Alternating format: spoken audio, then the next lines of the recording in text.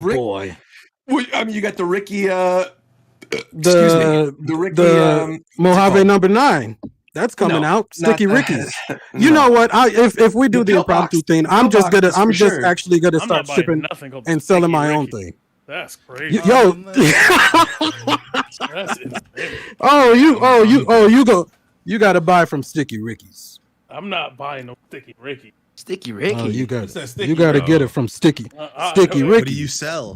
What's a Sticky Ricky? That boy got the Sticky Rickies on. What do you mean? What's a Sticky Ricky? It's a cocaine cigar. It's a Cohiba cigar laced with cocaine. What are you talking about? It comes in different flavors. What do you? Wait, hold on. Listen. I would never. Shofu is the mascot on the box of Sticky Ricky. What? Virum is on the box. Roger, you're on the box. What are you talking about? I gotta show you guys. Box. I need to see this. You gave me consent. Oh, what are you talking about? Don't you remember? Yeah, just like I gave you consent to catfish. Yeah, sure. Yeah. You always give me. Hold on, I gotta record that you giving me consent right here. By the way, the Ricky Pillbox is literally available on the website now. You can buy the Ricky Pillbox. Are you lying? No, I swear to God, you can buy it.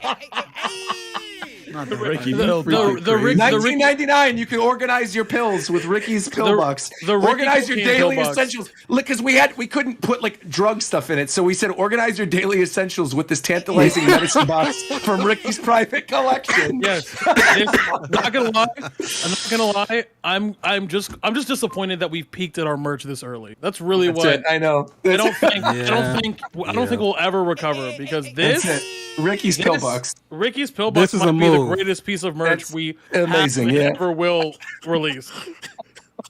Like, how do we top this? I don't know, man. I don't know. This is crazy. This is actually. You can order them right now. Yeah. So Fidel, What's up, bro? they might have gotten us again. Yeah, I know. Well, hopefully you don't order it to the wrong location, Fidel. No, that's why I reply with a video being like, "Hey, send me this, but don't send it to the wrong location." The Knuckles one is actually kind of cool. I like it. Yeah. What is this? King Ice. They made King Sonic's Ice, man. jewelry King of Ice. Sonic Tails and Knuckles. Sonic They were bling. just head up, and now they're doing full 3D ones. Why did they use like These a are fake 4D chains? image of it though? No, those are actual chains. I have. These Sonic are real Tails. chains? Yeah. Oh, they're yeah, real yeah. chains. We have me, Fidel, McDareth. Who else got them from the original set? I think it's just us. Just the three of us? We're the only ones that bought them? Yes. I don't. Well, we got Yeah, Jason. yeah, That's yeah. why. I don't know if Viram got it. I know he said he likes some. When I come back to Chicago next month, Ricky, when I come back to Chicago, I'm gonna wear your shadow bling on the plane, and I'll wear it to your house. I need to get one of these. I'll drop off your plushie. I'll drop off your plushie and shadow bling. This is like real diamonds in this joint, right? Oh yeah, it's like actual whatever gold. Yeah, it's like. I have. Hold on, I got mine over here. Wait a second. Is it heavy? You can see it. Hold on, look. I'll go on camera real quick. Can you see my my camera on Japan time? How do I do this? Wait, turn on your camera. Oh, there you go. Okay, you can see it. Look at this. Oh my gosh, you just showed up. Look at this. Look at this. This is what it looks like. Whoa, no. Oh my gosh. Oh my god. Yes. No, it's like, He a hater. Don't be a hater, Shofu. Yes, It's real. Shofu's right. That's cold. Yeah. It's sick. I love it. That shit is not sick at all. Now let me show you. Let me Ricky. If you throw it over your I like shoulder it. when you're hot, does it make it cold? Oops, this is the wrong one. Hold up. I'm trying to send you this one. No, it Hold turns up. his fucking neck. What you green. trying to? Oh, my god. Yeah, I like it. Want to confirm? There you go. Do you have a Click this, green neck Ricky. after long hours of wearing this in the sun? When do you think I would ever wear this in public? Ever? It's for the meme, bro. Of course, meme. I'm not actually gonna fucking wear meme. this. Gotcha. Are you kidding? how much did it cost though? There's no way. If it's a meme, is it like $20? It was enough. It was enough. It was. It was enough. I spent the When they start talking like that, it was more than $100. It was more than $200. Yeah. No. Okay.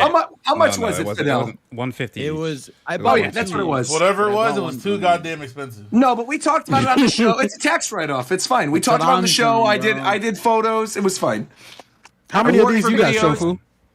All I know is thought obviously shit. it wasn't enough to get you to wear it in public. That's all I know. Right. That's all I Fidel's know. got it too. Is that live Fidel? Oh, it is live Live Fidel. Fidel and live Roger. Let's get our chains on. Come on, let's go. I can't open This is about to be an Put our atrocity. chains on. Oh, that's right. That's right. I forgot. You see? My mistake. Wait. He doesn't have one. That's Ricky, him. That's Ricky, it. look what I put in the podcast chat. Look at the What did you picture. put in the That's what- podcast chat? What's Okay, this? this is still the It's what funniest happened. event Wait, to let's see. transpire over the last year. Okay. What is this? Let me see. Oh yeah, It of says course. media could not be played. Okay, let me see. This Don't is play the virus? video. Open the tweet and look at No, the just video. open the tweet and look at the Okay. image. No, it doesn't Not matter if the dripping video. out of his The mind video in doesn't public. matter. Shake my fucking head. You said, fuck me. This got shipped to What? the wrong. I'm reading what Fidel wrote. He said, okay, this got shipped to the wrong address. Some MFer out here has my Sonic drip and I wasted money. You lost this joint? Yeah. Yeah, so he literally bought it and then it never arrived. Let me It got tell sent to you- somebody else's address. Have you ever had the universe try to save you from yourself? You ever have the universe? Wait, try you to don't save know you your from own yourself? address, Fidel? No, I do. All It's right. shipped somewhere else. It's Come on, really- bro. Thank You you, gotta Lord, do better bro. than this. God is good. No, Oh, bro. No. What you mean now? Where's Shofu's drip? I don't have that. Where's Get your out chain? of here, fuck boy. If you want Wait, to see, if you okay. want to see Shofu's drip, all you gotta do is turn on. No, all you gotta do turn on Pokemon Unite, play with Mamoswine, and you can see Shofu's drip. That's true. That is basically that is the Shofu skin. Oh god. That is. That is. Ricky, have you seen this shit? I got you, bro. Hold on, bro. I got Let me you. see this joint. I got you. Hold on. Let me go ahead and find it, cause it's Yeah, pull it up. yeah. Shofu Here it is, Mamoswine. here it man. is. Here it is. Shofu cosplay Mamoswine's the best thing. The Shuffle cosplay Mamoswine. This shit is McDad crazy. coming up. McDad. Yeah, I would put this on, but actually, Okay, so you telling This is me? immaculate. So you telling me This you got is money? You got immaculate. money for a tails chain, but you ain't got money for a shirt that fits. That's crazy. That's what you're telling me. You got a lot of nerve. You got a lot of nerve, Shofu. McDad, you don't gotta listen. McDad, you don't gotta listen to him. He broke.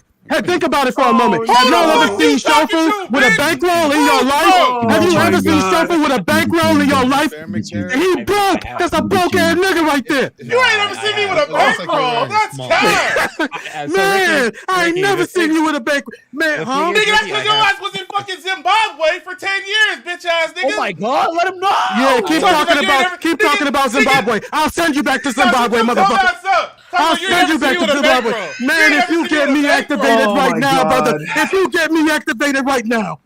You talking about you ain't ever seen me with a bankroll. You ain't seen shit in 5 years. Fuck you talking about?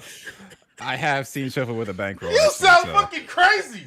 I definitely can't go with that. You talking about you ain't seen Shovel with a bankroll. You ain't McDade, seen shit in the last 5 You really years. are a snake. Hands up. I had Shofu in the palm of my hands, and you out here trying to confirm and validate that he got bankrolls. This is not what I wanted you to do. Nah, you're dumb. You didn't even know Sora was in Smash Bros. You told me you ain't never seen me with a bankroll. I can't say Are anything you about that. sick? You gotta be fucking sick. Also, by the way, I don't just have a Hands tails up. chain.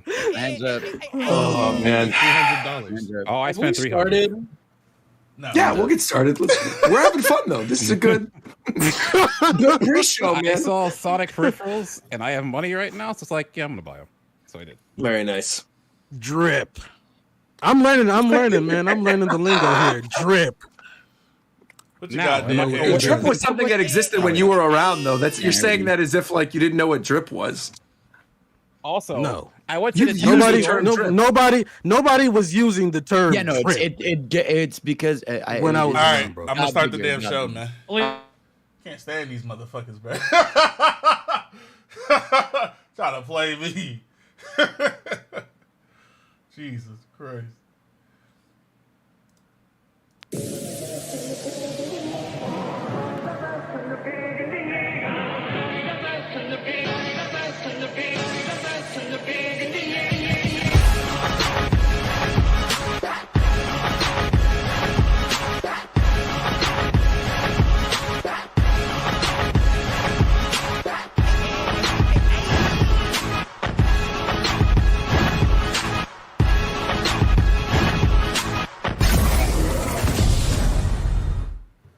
Hello, everybody, and welcome to the I'm in Love with FUECOCO podcast for February 28th, 2022. Tonight is going to be a very good episode of Japan Time. We got a lot of stuff to cover. Elden Ring, Horizon, Gen 9 of Pokemon, which if you asked us 2 weeks ago, I don't think any of us expected to be talking about this today.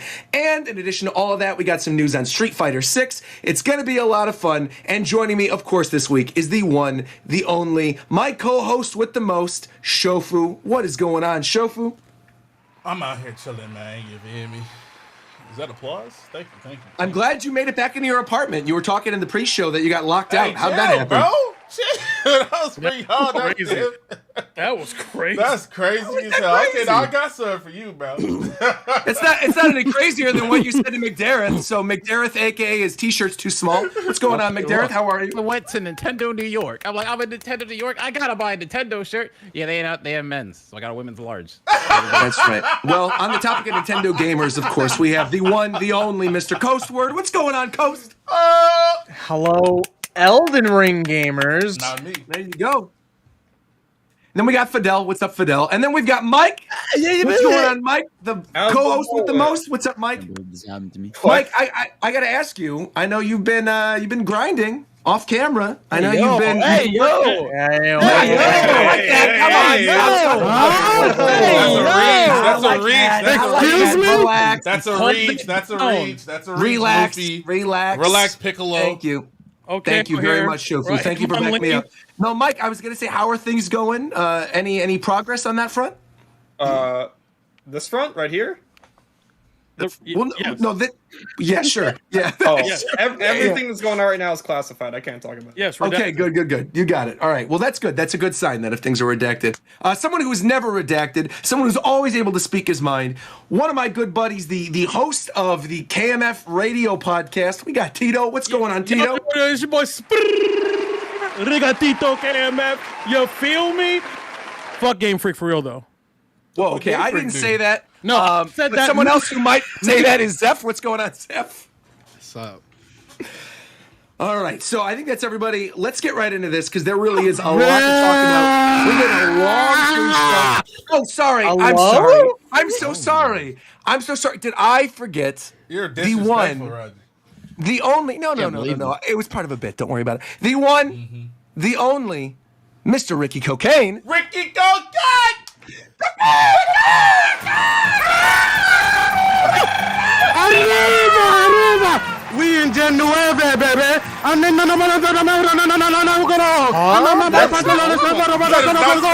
Go! That I'm- goes. That was not Spanish, my brother. I'm fluent in Espanol. I'm offended. I'm actively, Wait, you said you fluent, right, Tito? What'd he say, bro? bro. I can't.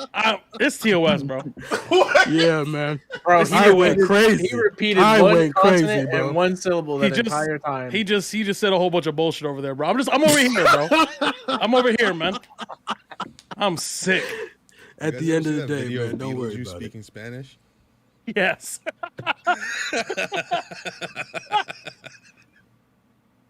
Ricky, I got to ask you then, since obviously you were going off, what can people do if they're listening to the show right now? Where can they go to get a special piece of your merchandise that is now available as of this recording?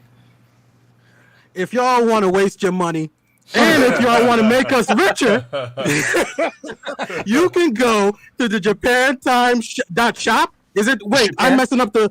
Is it? It's .shop. We'll put a link in the chat. JapanTime.shop. That's right. Put it in the chat. Put it in the chat for a limited time only. It's actually not even for a limited time. It's one of the main things that's always going to be available on the store. This is not good salesmanship. You're supposed to tell them that it is only there for like 5 seconds, and then they rush it for no reason. Well, no, because like the pill box is $20. Like now, if you want a limited time thing, you can get the Rogers-based plushie. There are only 45 available now. There's like 30 something, but those are more money. So they're limited time. I mean, it's like $30 for the Rogers-based plushie. It's like what, $20 for the pillbox? Pillbox is never going anywhere. Pillbox is going to stay on the store forever. How are we producing pillboxes before shirts? Because the shirts, they take time. You got to order the samples. You got to go through the whole process. It's like with the hats and with the jacket. It's different. But like they already have a stock of the pill boxes, so you could just like slap the sticker on there and you're good to go. It's not even a sticker. It's like printed on there. What's the update on jackets on this topic? Jackets are literally being printed right now. So the samples are being sent out to those of us who are in the cast. We should have them ready to show within 2 episodes, so that'll be like around the end of March. The campaign will absolutely launch at the end of March. That's what we've been saying since January, so that will absolutely be up on the store by then. But the jackets should be in our hands, like those of us who are on the show, by the end of the month. So look forward to that. Cool. Yeah. Sick. Yeah. So where should we get started? We have a lot of stuff to talk about. I guess let's get the little stuff out of the way because Pokemon's probably going to be the main discussion today. So the first thing I want to do is actually throw it to Tito because you've been playing something that came out right after our last show, and that is Horizon Forbidden West. And you said you had about 3 hours in it. So please go ahead, share your thoughts on Horizon and what you think of it. Yeah, I'll be real quick. So Horizon, I actually played the first one in like 3 days. Because it was free on PlayStation, and I just needed reasons to turn on my PS5. So played through that. I was like, I'm gonna go ahead and get that for Horizon. My biggest problem with Horizon 1 was the fact that I love the story and I love the world, but the gameplay is ass. Like, it's the most boring single whatever gameplay of all time ever. So far the gameplay is in 2 is way more like in depth, and there's more shit to do, and there's a real skill tree. So I'm really happy with where it's going now, and it's pretty as shit. So if you, like me, have a PS5 and you're looking for reasons to turn that shit on, go ahead and play Horizon. It's free right now. If you got PS Plus, which I don't know why you have a PS5 and no PS Plus, that's weird. It's free? Yeah, so it's part of the first Horizon is free. Yes, I thought you meant the new one. I was like, wait a minute. Horizon Zero Dawn is free. I would have been. So, Got you. No, Horizon Zero Dawn is free. And so is like FF15 is free, shit like that. Right. The PS Plus stuff if you have a PS5, right? Yeah. And then once you beat that, the story and the world and the art, like everything other than the gameplay in the first one is fire to me. But the gameplay is really, really good in the second one. So I'm having a good time. Especially since we're going to talk about Elden Ring later. When I switch between the two, like I'm having way more fun with Horizon for me personally than I am with. But that's because it does things that I like. Not that it's a better game, but it does things that I like more than Elden Ring. But that's because Elden Ring is a From Software game. So I got to ask then, because as somebody who started playing the original Horizon and never actually got around to finishing it because I was bored by the story. Like, what about the story intrigues you in this one? Like, what's keeping you playing? I really like the premise is fire to me. Especially I like it's to me, especially even at the time, Horizon was a fresher take on the post-apocalyptic thing. Sure. And it's not even really a twist, but once you realize what the actual the whole point of the first Horizon is to figure out what happened to the people to cause, the world as it is now. And you find out very early, the game's hella old, so it doesn't even really matter. You find out early on that, a guy obviously created AI, and then that AI fucked everything over. And the whole point of Aloy trying to figure out, okay, so clearly, humans didn't go extinct on Earth. How the fuck did we not? When literally everything was going to how did we save ourselves? That big reveal from the first one, I found to be really, really interesting and really, really cool. And the second one picks off. I think this 6 months after the end of Zero Dawn is the beginning of Forbidden West. Oh, okay. So it's like a direct sequel. Yeah, basically. So I don't know. I really like the game. And it kind of, it's also gorgeous. And again, I need reasons to play my PS5. So, but again, correct me if I'm wrong. This new Horizon is also on PS4, right? Yeah, but I have a PS5. I mean, I know you have. I know, but I mean, like, if you're interested in playing it, you can play PS4. The reason I bring that up, though. Oh, go ahead, McDareth. Go ahead. I don't know if you're gonna say the same thing, but yeah, I think we might be because of a past deal that the studio said they do. If you buy the PS4 version, which is $10 cheaper, you can you get both for free to PS4. That's exactly what I was gonna say. Right? Is that you could just basically buy the PS4 version and then get both versions. No. Yeah, on $10 cheaper. Yeah, but on PS5, you can't buy the PS4 version. Oh, can't like you just they don't let you? But do you still have a PS4? Yeah, but I'm not gonna hook that shit up to save $10. Oh, I would. Dang, this guy's got money. All right, that's fine. The same reason that this guy dropped out of the challenge. It's it. You got money. You didn't want to deal with it. That's fine. If you have a PS5 app, you can from the PS5 app buy the PS4 version, then play it on PS5. Why even use an app? You just go to their website, PlayStation.com. Yeah. Well, actually, speaking of broken websites, we might as well bring this up. So some of you guys might have already known this, but Nintendo announced since the last show that the Wii U and 3DS eShops are being taken down. So if you want to get stuff on the Wii U and 3DS, I think it's already too late to put your credit card on there, right? Like, I think it's done. And the last time you could unlock anything or download anything is like March of next year. But the reason I wanted to bring that up is because they did this really cool thing where you can download like memories of your playtime with 3DS and Wii U. So I actually asked the cast if they could share their memories in the Discord and see what they spent the most time playing. Mike, it looks like you spent 1,625 hours on your 3DS, with your most played game being Animal Crossing at 731. McDareth spent 658 hours. I got mine. You add them up. I forgot okay. I didn't see two of them. So 590 and 658. It looks like your most played game on one of them is 381 with Smash Brothers, and I guess number 2 would then be Monster Hunter with 161. Respectable. Definitely. It's funny because all 3 of mine are always Smash, some Pokemon, some Monster Hunter. Yep. Viram, who's not here yet, actually posted his memories in the chat. Viram, he says he's going to sleep. He's tired. 1,114 hours Viram spent on his 3DS, with the most played game being Pokemon Y, interestingly enough. And as for me, I spent 1,900 hours on 3DS, with the most played game being Pokemon X, with 690 hours. What the fuck is your me? I did that as a joke. I just. Oh, and then Fidel. All right, so Fidel just posted his. Fidel's most played game is Smash for 3DS with 211. Respectable with Kid Icarus coming in number 2, though. That's great. Yes, and 1,506 hours. Number 3 is New Super Mario Bros. 2 on Fidel's, having spent 67 hours playing New Super Mario Bros. 2. I wanted the trophy for the million coins. You got trophies in Mario? Yeah, you can get like a gold trophy on the menu if you get the million coins. I had to replay so many because they had a challenge level mode. That was like one of the first Mario games to get DLC. Oh. Did you beat the DLC, that really hard level? Yeah. That was a nightmare, but I did it. Mike, on your on your 3DS memories, it says, Animal Crossing, Smash Brothers, and Mario Kart, but then underneath it, it's like split up by multiplayer, other, and simulation. What's that second game in simulation, Mike? Let me see real quick. Simulation. It's like a little island. It looks like. Oh, okay. I was just curious what that was. Yeah. Oh my God! By the way, oh my gosh, 7,662 hours spent on Wii U by Mike.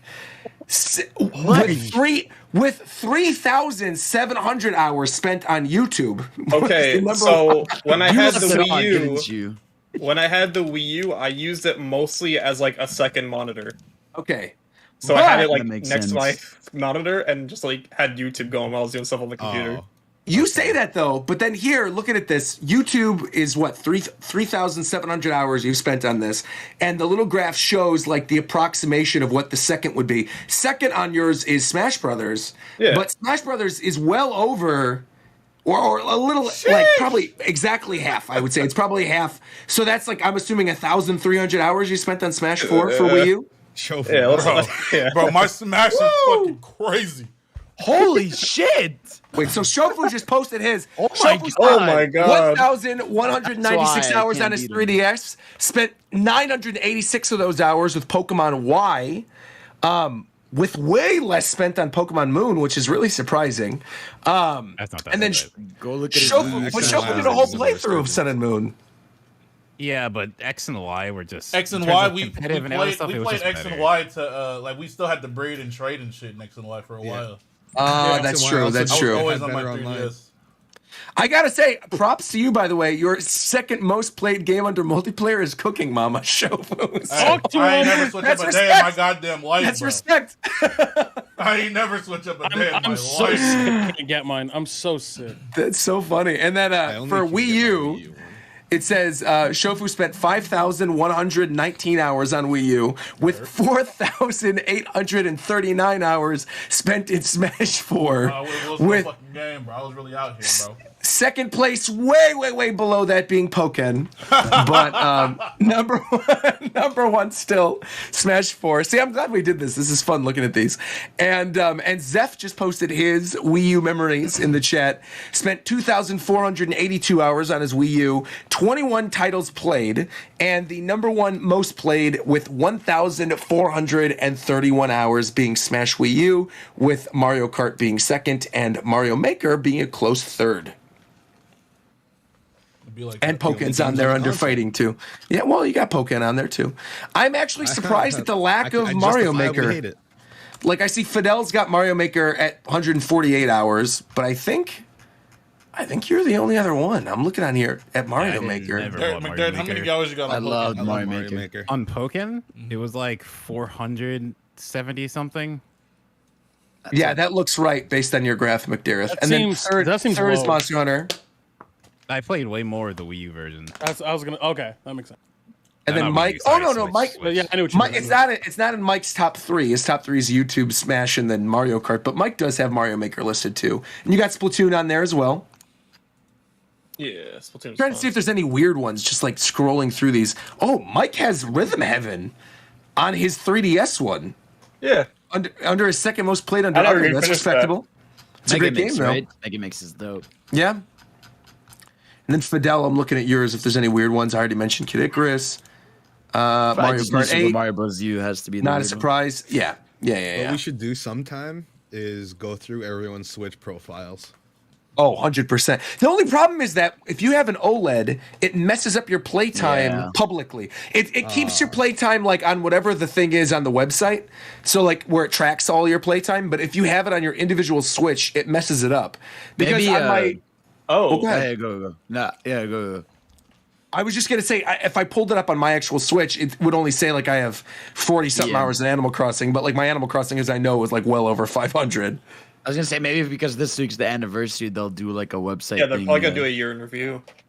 Oh, I would love that. Man, I hope they do that. Yeah. Hours. That'd be dope. That would be really cool. Yeah, we will. If we end up doing that, we end up doing that. We should all like guess.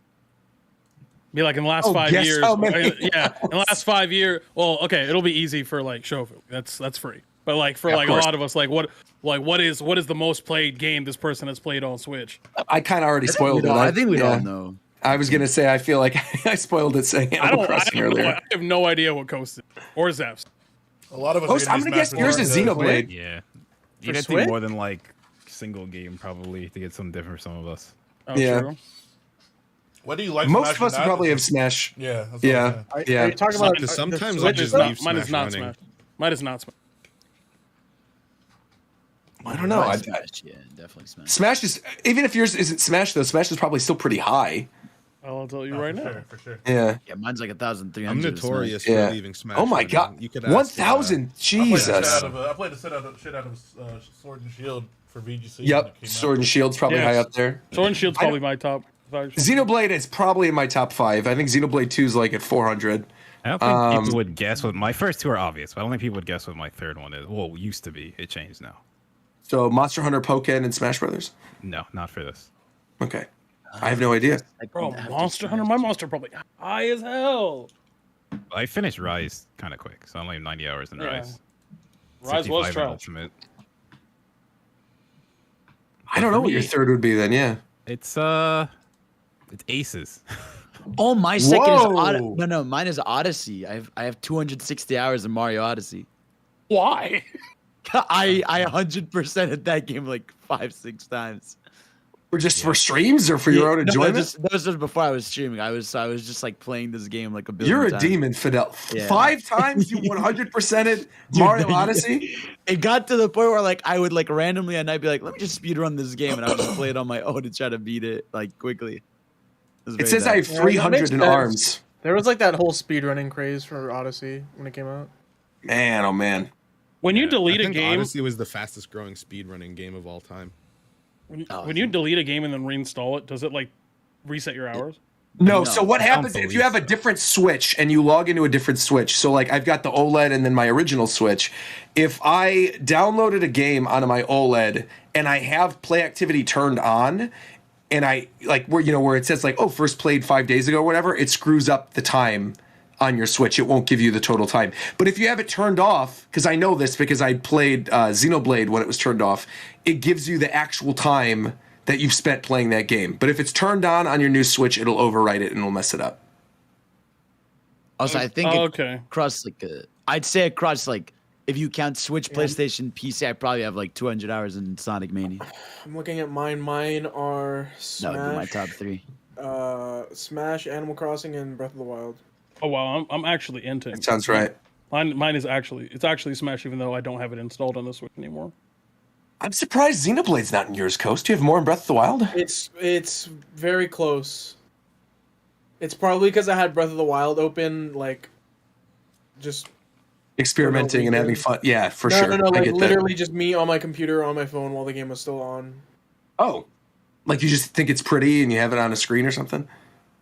No, like sometimes I also just leave a game running. Yeah, sometimes my game's just on. Yeah. Oh, I just don't turn it off. I forget. There was a period of time where I had my Wii running for 2 months straight. It was fucked. Wow, I'm actually ashamed at some of these hours. I have 140 hours in Aces, and that was it within 2 months. I have Aces is fun. I was thinking Aces. I have 170 hours in Unite. Whoa, really? Yeah, because my new number 3. Time. Because this on is the console itself. Yeah. Oh no, this is 170 on. Let me look on my Switch, or 120 on my Switch, but I also have it on emulators and all that other shit. Oh, also Mario Kart. It combines for about 170 hours. I have like 220 in Mario Kart. Yeah, I got that makes me feel kind of gross then if you have 220 in Mario Kart, because Fidel's kind of known as like the Mario guy and he's got 220 in Mario Kart. I have 290 in ARMS. Oh my god! There's nothing wrong with that. I love ARMS, but I'm saying I think the difference is because like I had Mario Kart 8 on Wii U, so like this game it's more like I casually jump in, whereas like I guess if you counted my stream Wii it U all the time though. Yeah, like I never stream ARMS. No. Well, Kart is easier to stream because you just let viewers in. You have people on call playing with you. I somehow have 40 hours in Let's Go. Yeah, I mean that makes sense. That tracks. You play through the game at 100% the Pokedex. Yeah. Let's see if there's anything like else that's weird. I think in terms of the mainline Pokemon game, weirdly enough, I think I'm like Fidel. I'm not like Fidel. I think I'm like Tito. I think my most sorry Tito. That I think my most played Pokemon game is probably Unite at this point. I think Sword and Shield was probably close, like around 80 or something. I have to look though. What's your hours in Animal Crossing? No, Raj. My Animal Crossing hours. My Animal Crossing hours are far and away the number one for me because I have 300 on my OLED alone, and I know it had to have been at least 400 on the original Switch that I had. So I got a lot. Online. Yeah, that's far and away my number one game is Animal Crossing. 125. Wow. I booted up Mario Maker. I have 270 hours in Mario Maker. Okay, I have 120 hours on Unite, but there's another Pokemon game I have over 110 hours. But does anyone want to guess? Pokemon Cafe Quest. Remix. No, close. Pokemon Quest. It is Pokemon Quest. Oh really? Pokemon Quest is crazy. Quest is that's the Minecraft looking game, right? The Minecraft Pokemon game. Crazy. So why? I'm just curious because I don't think we ever talked about it. Like, what kept you playing Pokemon Quest? AFK as hell. That game is autoplay as hell. What the heck? That game is, hey, I'm listening to a podcast. I'm on a plane. I'm on a train. Turn it on, yeah. What? I'm on a car. What? Like, I'm out here. I forgot that game existed. I'm gonna be real. I mean, I'm kind of surprised that nobody has brought up Splatoon 2 yet. I don't. I like 50. launched the game because I haven't launched it in forever. I have 50 hours in it. I like it. I just don't have anyone to play with. Yeah, I mean, I feel like that's Splatoon 2, but I like the single part of Splatoon 2. So I won't go that crazy. Well, like before we had Smash Brothers, before we had Animal Crossing, I feel like I have to go look at the other thing because I don't have it installed on my OLED. But I feel like I got to have at least 150 in Splatoon 2. It's got to be relatively high because it was the only multiplayer game the whole first year of the Switch, other than ARMS. Right. I think it was because like it was before I streamed and shit, so I didn't end up like playing with like people too much. And like the Octo expansion and Salmon Run and stuff. Fun, yeah. Yeah. Okay, so I have 120 hours in Splatoon 2. Oh yeah, that seems right. Yeah. Well, this was fun. This is a fun little memory segment. If they end up doing that for the anniversary, we'll definitely print out our track sheets for our Switch games and tell you guys what our most popular games were. But we're going to move on for the time being because we have a lot to talk about. I do want to save Pokemon for last, and I know a lot of you have been playing our next game. Actually, you know what? No, before we get to Elden Ring, I want to bring this up very briefly. I think this was a week and a half ago. Capcom had a countdown website for a big game announcement, and they have officially announced Street Fighter 6. It is running on the RE engine. There's only 2 fighters confirmed so far, Ryu and Luke. Any thoughts on Street Fighter 6 so far? What are your thoughts? Are you excited for it? Are you hoping it's free to play? That still kind of looks like Street Fighter 5, bro. It's definitely not going to be You free said to it looks play. like Street Fighter 5? How do you know? The models still look like Street Fighter 5. Like the visual design, like I feel like they're not straying too far from. We haven't seen Street it. I mean, Fighter 5 it's looks like higher quality. I mean, that It's stuff was an definitely engine. That was that's them running on the RE engine. That was an engine. Oh, true. Yeah, that was an engine. I didn't know that. It looks beautiful. That is in the RE engine. Yeah, that's think why, the that's idea- what's impressive about it is that they're showcasing I didn't know that. That's why we're not tossing this on another studio apparently because it's in engine and with a Capcom proprietary engine. So that's what's exciting to me about it. They haven't done that in ages. 4 and 5 were both other studios. I'm gonna tell you right now, and I need everybody to listen here and listen good. If you out here bitching about a goddamn logo for a game or that fucking logo doesn't even fucking matter, you need to shut the fuck up and go find a hobby. No one gives a fuck about that logo. To be fair, everyone. A lot of people have. Literally everybody. No. But bitching is like bitching and saying it's uglier. Two different No. Listen to the things that people are coming to my fucking chat literally ever since that day and saying that logo is an indication of the effort that they will be putting into this game. That logo. I have not seen anyone say that, bro. Nobody said that. Things that people. He's lying. Wait, are you still on Twitter, Shofu? Would I be Are quoting? you still on Twitter? Would I be quoting? I would not be quoting if niggas didn't say that. I'm so serious. And no, he doesn't look at Twitter. Oh, really? Oh, well, yeah. If you went on there, that's all they were talking about. I have not been seeing anything like that though. I've been seeing it's been. I've seen people saying the logo. They were finding. I've just seen people clowning on the logo. That's it. No, I've been seeing a lot of people going. Shouts to the Twitter algorithm because this is an example of the algorithm. Shouts to that. That people have been like, yo, that it's so lazy. That means that the game, like they're comparing it to other logos and talking about the quality of the game with the logo. And I'm like, shut the fuck up. Go outside. Connect with nature. The bigger question here is why is Ryu so wide? That's what He's a we wide need to man, ask. bro. What do you mean? I like his beard. Actually, I think the beard looks cool. Yeah, that was actually the best evolution. Yeah, finally I like giving him a little First bit of of that, all, yeah. pause. Second of all, I thought wasn't the video stretched out? No. No. He's He's just wide. He's bro. just expanded. He's just I've seen a he's picture. girthy. Ryu is just Ryu is always technically. That's Ryu a is pause, always Ricky. that size. That's the actual pause. Ryu is I just always can't. I built like can't Aaron talk about Donald, girth. Hey, This is yo! discrimination. This is discrimination. Discrimination. That's not Hey, good. yo! It's not the same thing as the Rio. He's not that wide. This is okay. It's just the Thank you, McDarren. This is a perfect image. image to show that this is not what we're accustomed to. This new It's just Ryu. he's always sideways, so you don't notice. When We've concepts are seen him he's shirtless, normally though. pretty big. He's definitely bigger than usual. Well, yes, Ryu is built like Aaron Donald, bro. That boy is built like Brock Lesnar. He is built. Ryu has always been built like Brock Lesnar. It's Like- crazy. Like, look at this. This is concept art for Street Fighter 5. Look at him.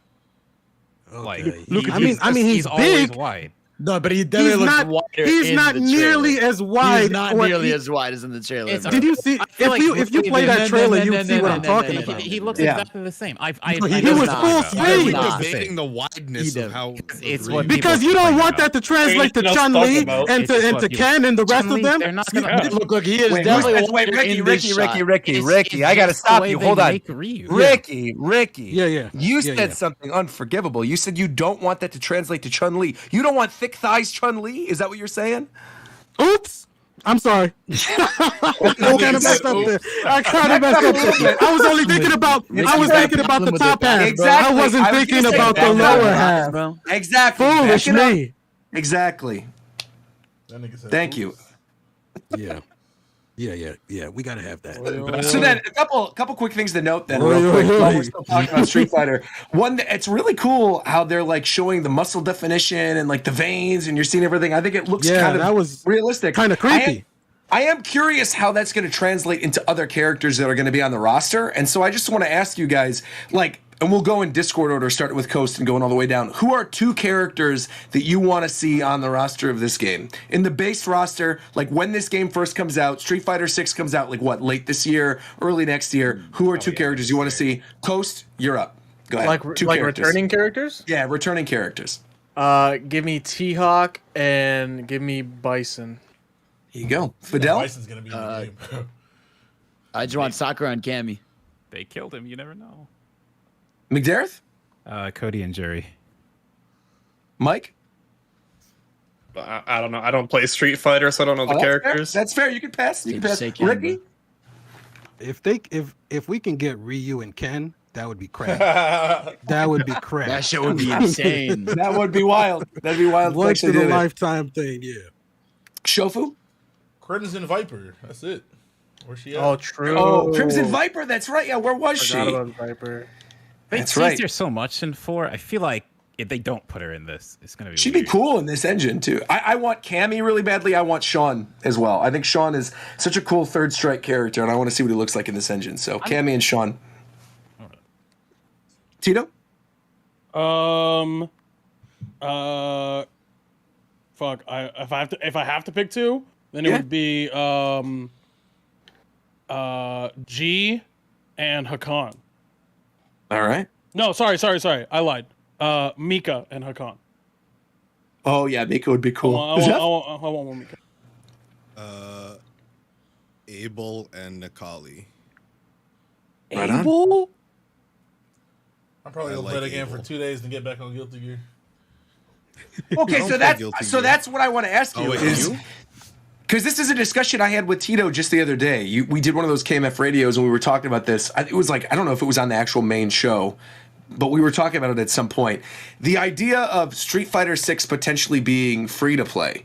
Like, do you think there's any possibility that the multiplayer is going to be free to play, or is this going to be regular package game? I feel like they don't. Okay, so it makes sense for like Microsoft with like KI, because Microsoft doesn't need to sell copies of KI, right? They want people to buy the Xbox or whatever. Same thing with Halo. They don't really need to sell it. It's good if they do.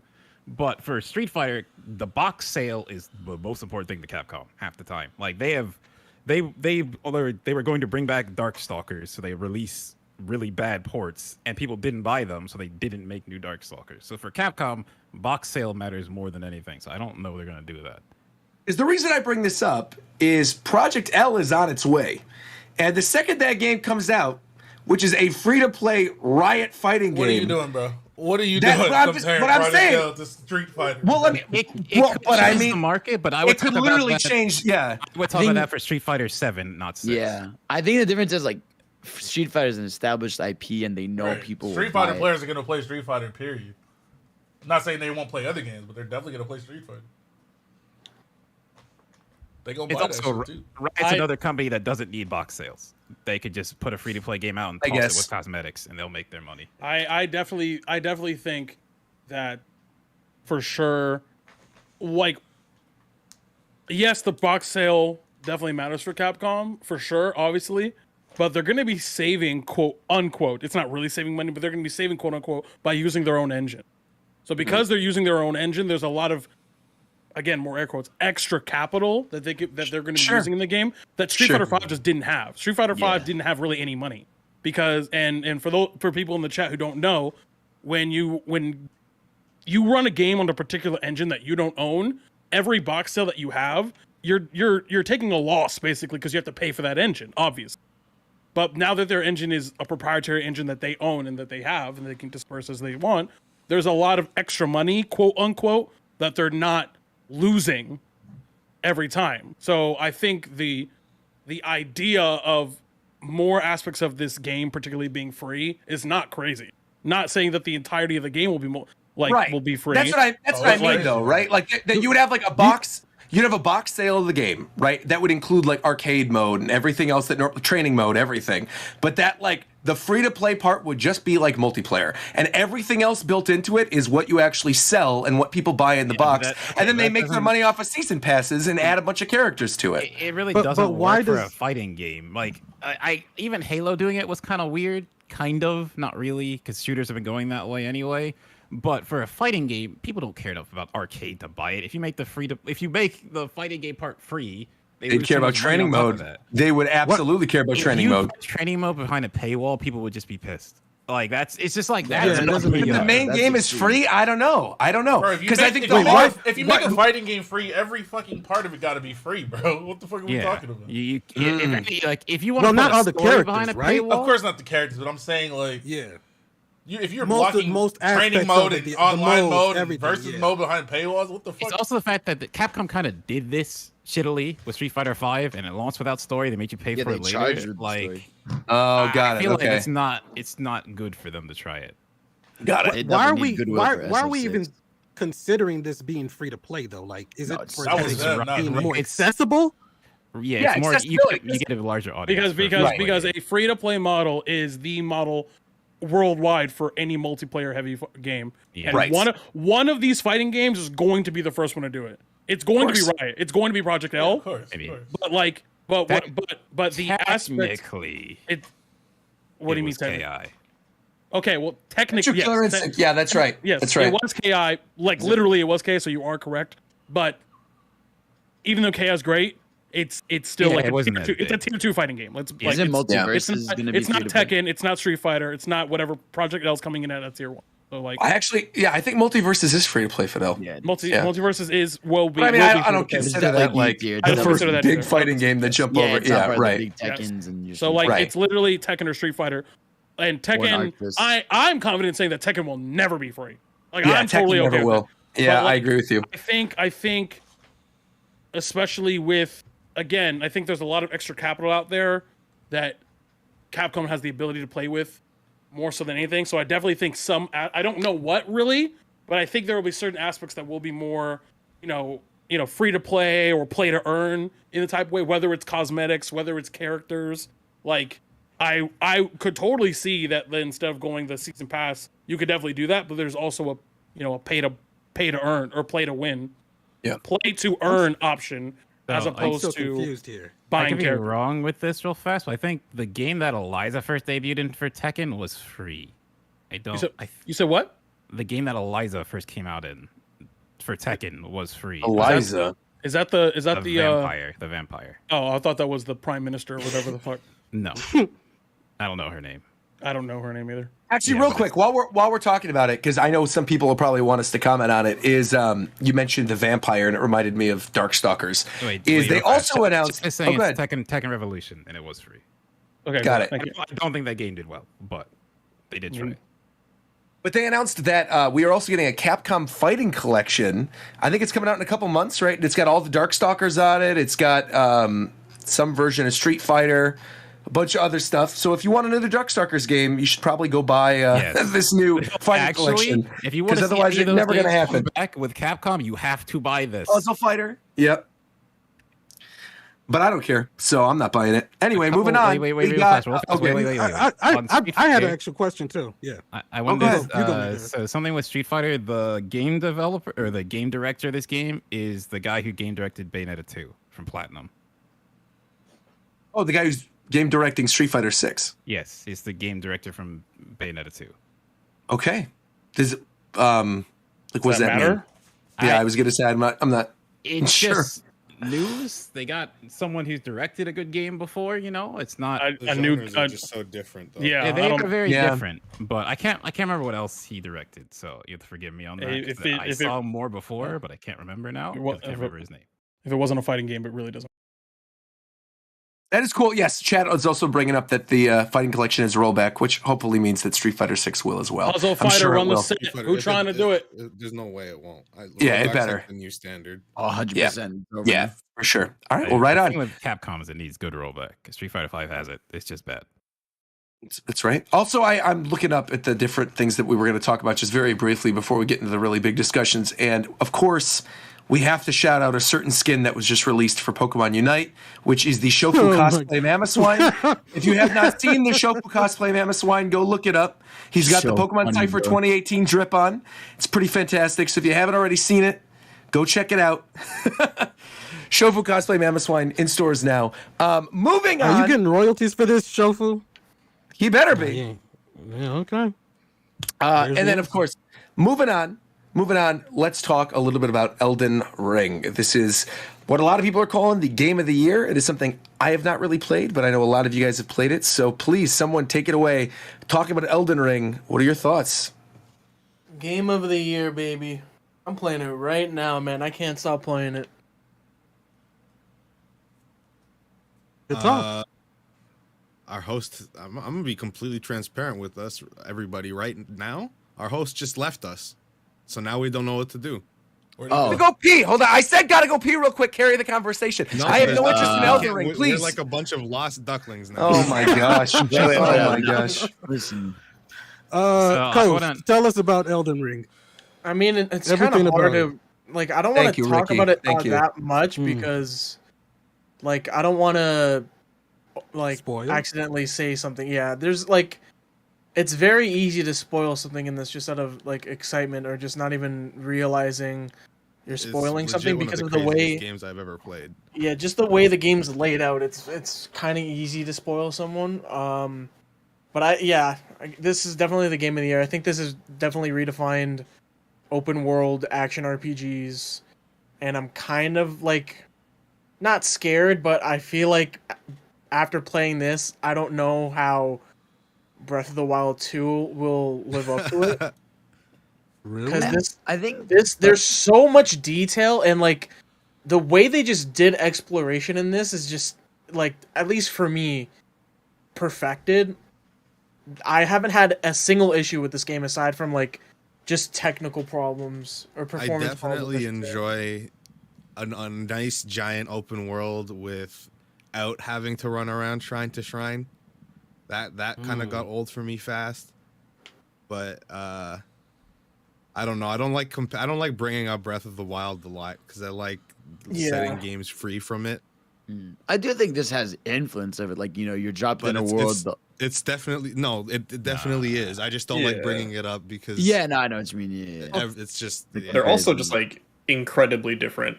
Yeah, outside of like the freedom to go wherever. It's totally different. It's just the idea. The only thing they haven't come is the idea that like you go anywhere and like there will be a bunch of cool shit like. But hold on. Because to me, that's just a FromSoft game. Like all their games do that. Because this one is like way more open than the other one. Yeah, exactly. Yeah. But to me, that's still FromSoft. Doesn't seem like they learned from Breath of the Wild. I don't know if I agree with that. Because like in other ones, you still have to progress somewhat linearly. But the thing is, they drop you somewhere and tell you do whatever. Like literally, Dark Souls, you're dropped into a part, and if you go behind you, and if you don't go to Undead Parish and go behind you, you can go to like Grave Lord Nito's cave and get screwed up.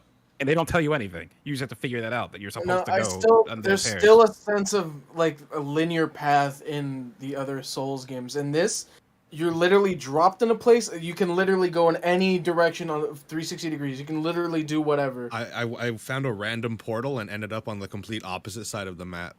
Yeah, like you can literally go anywhere like the moment you're placed in the game. Yeah. Or the other previous Souls games, you have to like, you're still kind of railroaded a little bit.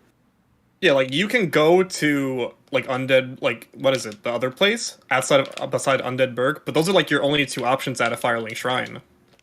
But in like this game, You can go right to the end. I don't want to spoil shit. Yeah. You can skip bosses. Like you can skip the first boss and then go to the next area just cause. Is it even possible to spoil this game? Yes. That's not a troll thing. Yes, absolutely. You can spoil fights and where people are placed that'll surprise you. So. Okay, but because I don't want to say, and I'm not huge on Souls, so I don't want to say a lot because I might accidentally spoil. I already spoiled my friend by accident, and I feel terrible.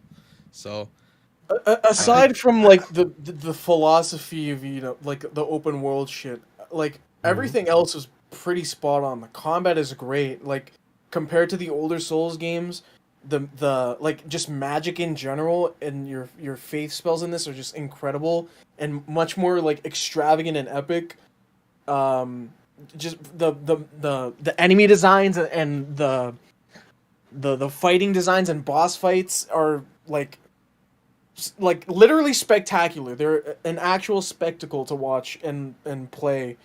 And it'll inevitably go on sale for really cheap soon. Like not soon. Yeah, but well, it's a Namco. It's not a Nintendo game, so you'll see it on sale eventually, and I would recommend it. I just lost connection to the server. Oh fuck. And like as it's called as someone who's like I always do a thing with these games where I literally do this every Souls game. I buy it, I get stuck somewhere for a while, and I just leave. And I think this game being a little more, just open world and having, having like a horse that can help you escape situations really easily and stuff.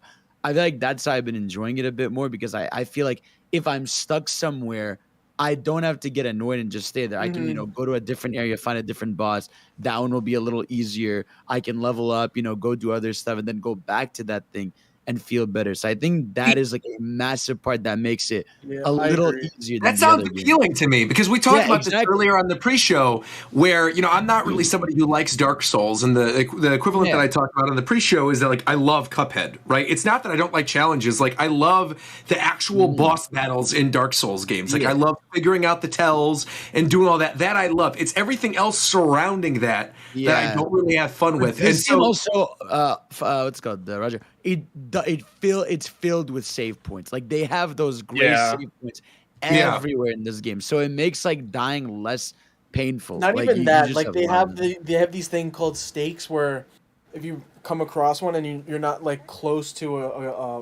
a save point, you can spawn at that stake instead, so that you're closer to whatever you possibly just died. That sounds appealing to me. That old school Dark Souls thing where you have to go through a gauntlet every time you die to reach the boss. Yeah, that was gone. Now you always have a save before the boss. See, that sounds great. That sounds like it improves on what I did not like in Dark Souls games before, which means I might try this one. Yeah, I would say try it. Just don't get just play it on your own. Yeah, don't stream it. It's been really fun. Like just going into getting your friends to come to your world and doing a boss together. That's also like really fun. Also, that's nice. There's tons of lifelines in this game.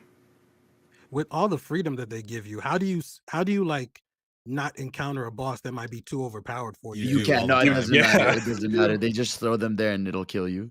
But the cool thing is that they'll give you a save point right there, and you can come back to whenever you feel like you're ready to face the challenge. So you can come back to that exact point. So it's like a little save marker. For most boss fights, like they'll put like a save point right before it, and you'll walk through a door, and there's the boss fight. That's great. Boss at any point in the game that's undefeatable. You can beat any boss at any point. You just have to be good. And you get the way you guys are talking about this. This really does sound awesome. Yeah, it is. Again, it still has like the difficulty stuff that you'd expect. Yeah, but see the difficulty again. Like I think people, at least when I talk about why I don't like Dark Souls games, people think of that, right? They think that I don't like the difficulty. No, I love the difficulty. I said, I love Cuphead. I love figuring out the bosses. Like the thing that you guys have already said and put my mind at rest is that the gauntlet before the boss is just straight up not fun. I forgot what part I dropped Bloodborne at, but it was there was a moment where you had to go through this entire thing to get back to this one boss. And again, this was years ago. I'm sorry, I don't remember the exact thing, but it's what stopped me from actually ever finishing Bloodborne one day. And I would love to go back and do it, but it was that grind up to it that wasn't appealing. The grind of figuring out the boss was great, It was everything else around it. So that's very good to know. What you said, Coast, where there's the marker before the boss, they can just come back to it any time. That's great. The thing is, you'll have the save points, but with the exploration in the game and how it's built, like in comparison to what you're talking about with, like, you know, the gauntlets and not having same points, blah blah blah. Right. If you feel like you're still struggling, you could just go somewhere else. Like, you just explore, and through exploration, you level up. Like, you get souls to level up. Sure, and of course. Just having fun with the game, you get rewarded with souls to put into your character. Where in the previous games, you're stuck on that linear path and having to constantly fight those same enemies in order to get those levels, and it's a lot slower and a lot boring. But with this, it's like, oh, I'm in this one area and I keep dying to this guy. Okay, I'm just gonna go literally backwards and find a whole new area that might even be easier. Beat that boss and then go back to the boss you just died at, and then beat him because you're so much more powerful. This is gonna sound super weird what I'm comparing this to. I was gonna say the way you're describing that almost sounds like Hollow Knight to me. I did not like Hollow Knight. I love Hollow Knight. Literally one of my favorite games of the past decade. It's very easy to compare a Metroidvania to this kind of game. I think the difference is with like that game, you need except it's like it's like the aspect of Metroidvania where you need to find an item to progress is gone because you can go anywhere with you can just go anywhere, right? It still is like there are certain areas where you do need like certain things done and stuff like that, but it's very rare. Yeah, because it's like that's all like main quest stuff. But again, through exploration and all that, you find it very easily. It's very hard to stop progression in this game because the map is constantly telling you where you need to go. NPCs are constantly telling you what you need to do. There's tons of side quests. There's tons of like mini bosses. And none of it's like shoved in your face too. None of it is. Nice, yeah. And like aside, what's that, Ricky? Go ahead, go. I was gonna ask, are like Souls game purists like upset with this game, or they had? I don't know. This has like the best reviews of like all time for a game. Really? Okay, interesting. I think they like hit the nail on everything with this game. The only thing I'm really not a big fan of is the overworld music because I think it's very bland, but it's the very like ambient noise kind of thing. It plays everywhere. I hate that. That's the one thing I hate about open worlds is like that when they go like just the boss music is so good. The boss music is so good. It's crazy. It's orchestrated. It's so good. All you need to hear. That's all I needed to hear. It's always like a crazy orchestra that pops when you go to. Yeah. It's almost hilarious. Like you're walking in the world, everything's like casual, and then you just walk to the bus and goes, oh yeah, and you're like, oh my god. My favorite part of playing Elden Ring though has been like going into like a brand new area and just seeing the environment and the skybox and the landscape and just literally having my jaw drop because it's like I don't know, like spectacle is the word that I want to use because it's literally spectacular. That's the right word. Sure. But I have like 50 hours in this game already. So didn't it come out on Friday? Yeah, I've been literally. I mean, that is the definition of no life yet, man. That is like two 24-hour. Wow. I woke up and this guy was in call with someone playing. Yeah, and then I went to bed when they were still. No. Let me explain it. I booted up the game at like 5 p.m. Right? Yeah. And then we were chilling throughout the night. Dan goes to bed. This is the day before the Pokemon Presents, right? Mm-hmm. He wakes up for the Pokemon Presents, and I still haven't gone to sleep. I was still playing all the entire fucking night. Wow. You need an intervention. Yeah. Nah, I need fucking souls. I need to level up, man. Fuck. You tripping, bro. Well, I'm glad you brought up the Pokemon Presents because I think that is probably what we're going to move to now. There's a lot to go over here. But obviously, in case you were living under a rock, Pokemon did a Pokemon Presents on Pokemon Day this past Sunday. And despite what I think most of us were expecting, we got the announcement of Generation 9 of Pokemon. I was ready. We're not talking about Duraludon and Unite? We talk about we're not talking about the new content in Pokemon Should we do this remix. Should we? Pokemon Cafe remix. So much more. No, should we talk about That's Smash correct. Bros? Yes, we should talk about Evo real quick. And Let's be like, talk about Evo. Yeah, let's talk about. Okay, talk about Evo. Go ahead. Yeah, someone take it. Well, all right, no Smash. Of course. Of course is the only is the correct answer to that news. Right. No Smash at Evo. Yeah, no Smash at Evo should be the most like. First of all, there's a million Smash events happening every month. Y'all are gonna be fine. Second of all, y'all are getting your own world tour. Shut the fuck up. Third, they've been trying to get rid of Smash low key for years in general. Right. So I'm talking about Nintendo. I'm talking about Nintendo. Okay. I'm talking about Nintendo. Nintendo been trying to start their own shit for years. So y'all gonna be all right, man. Plus, let's be honest. If all y'all don't go to Evo, then I can get a room. Like it's up. True. Like so. That's what I'm saying. What I think, and then this is like from a Maximilian video, wasn't a perspective I didn't really think about. Because I mean, I'm within the FGC, but mostly for Smash. I watch other fighting games, but like I might go to stuff to play Smash, and we'll just watch the stuff that's there. Yeah. But like for Evo, and it probably won't happen to many other tournaments because they're not big enough to need to really ask Nintendo. It's gonna actually impact Evo pretty hard. Yeah, Smash is bringing hella. Sure, of course, Smash is huge. Yeah. But I forgot to look it up. But like Smash was almost always number 1, if not number 2, most entered. Yeah. The only years that Smash wasn't the most entered were Dragon Ball Fighter's first year, right, and Street Fighter V's first year. That was such a good year. That Fighter's year. Sony was awesome. Something to do with it. I have 3. No. I think I have 3 speculations. Go ahead, Coast. It's because I think it's either Sony now owns Evo and it's gonna just be direct competition. I think it's because like added on top of that, I think the Sony thing is the main reason, but I think added on top of that is because Nintendo doesn't have any DLC for Smash to sell anymore, and they don't think there's much benefit in that. I also think that's why they did the Panda deal. Yeah, I was gonna say as well. The Panda deal is also the. I think a lot of people are forgetting the Panda deal. I think because they're doing that this year, and there's gonna be Melee, and I know people were calling me crazy, man. I'm still sticking by it. We are getting Melee on Switch this year. I don't know in what capacity, but like I really truly think there is no way that Nintendo, who never does anything unless they're making money off of it, is going to randomly run a Melee tournament in 2022 unless they're going to put that thing on Switch. Now it might run terribly, it might have bad online, it probably won't have rollback. I am telling you, Why? I didn't sell you.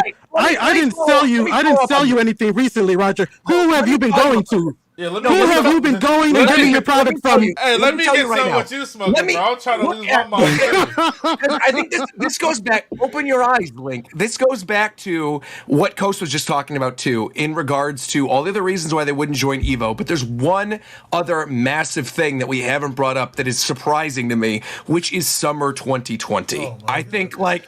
Summer 2020, I am sure they want to remove themselves from the community. I'm sure. Like, I'm sure they don't want to have... What does that have to do with Melee on the Switch, bro? What does that have to do with Melee on the Switch? What does that have to do with price and right?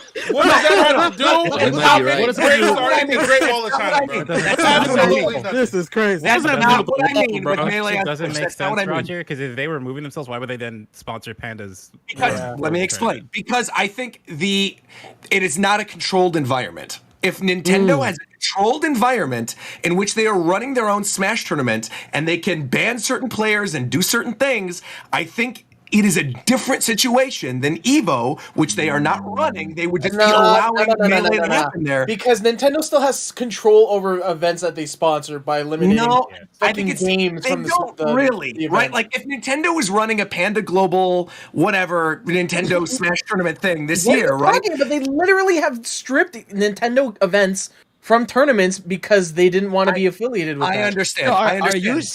Are you saying it's going to be... Are you saying it's going to be GameCube NSO, or do you think it's going to be just that? I don't know, but I think they're gonna. I think they could do it as an in-person thing with GameCubes on Melee. But I think the reason of having Melee as part of it instead of just being Ultimate and selling DLC is because I think they're going to want to selling something, and I think that thing is going to be like Melee should not exclude a gigantic part of the Smash Bros. Community from a fucking event, bro. maybe that's it. Like, what do you?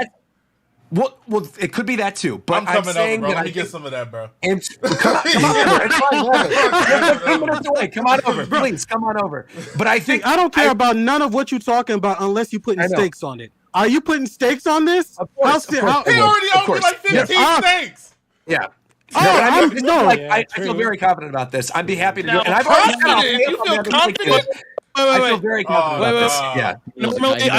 All I'm saying, I said Sephiroth was going to be in Smash. Everyone said I was crazy. I did a video about it, and I got that shit right. So I'm saying right now, I'm happy to put the money on it.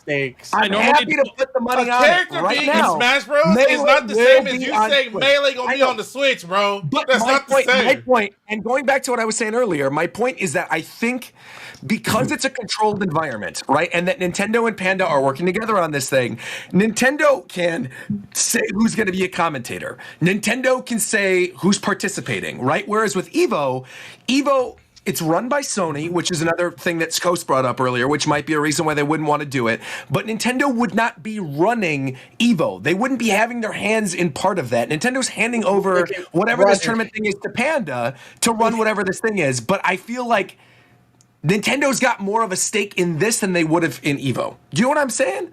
No, I don't, because literally I told you what happened. That's what I know about. Whenever Nintendo's partnered with an event, they have a lot of say of who's doing what and what's being done. Just because Nintendo's hand is on that.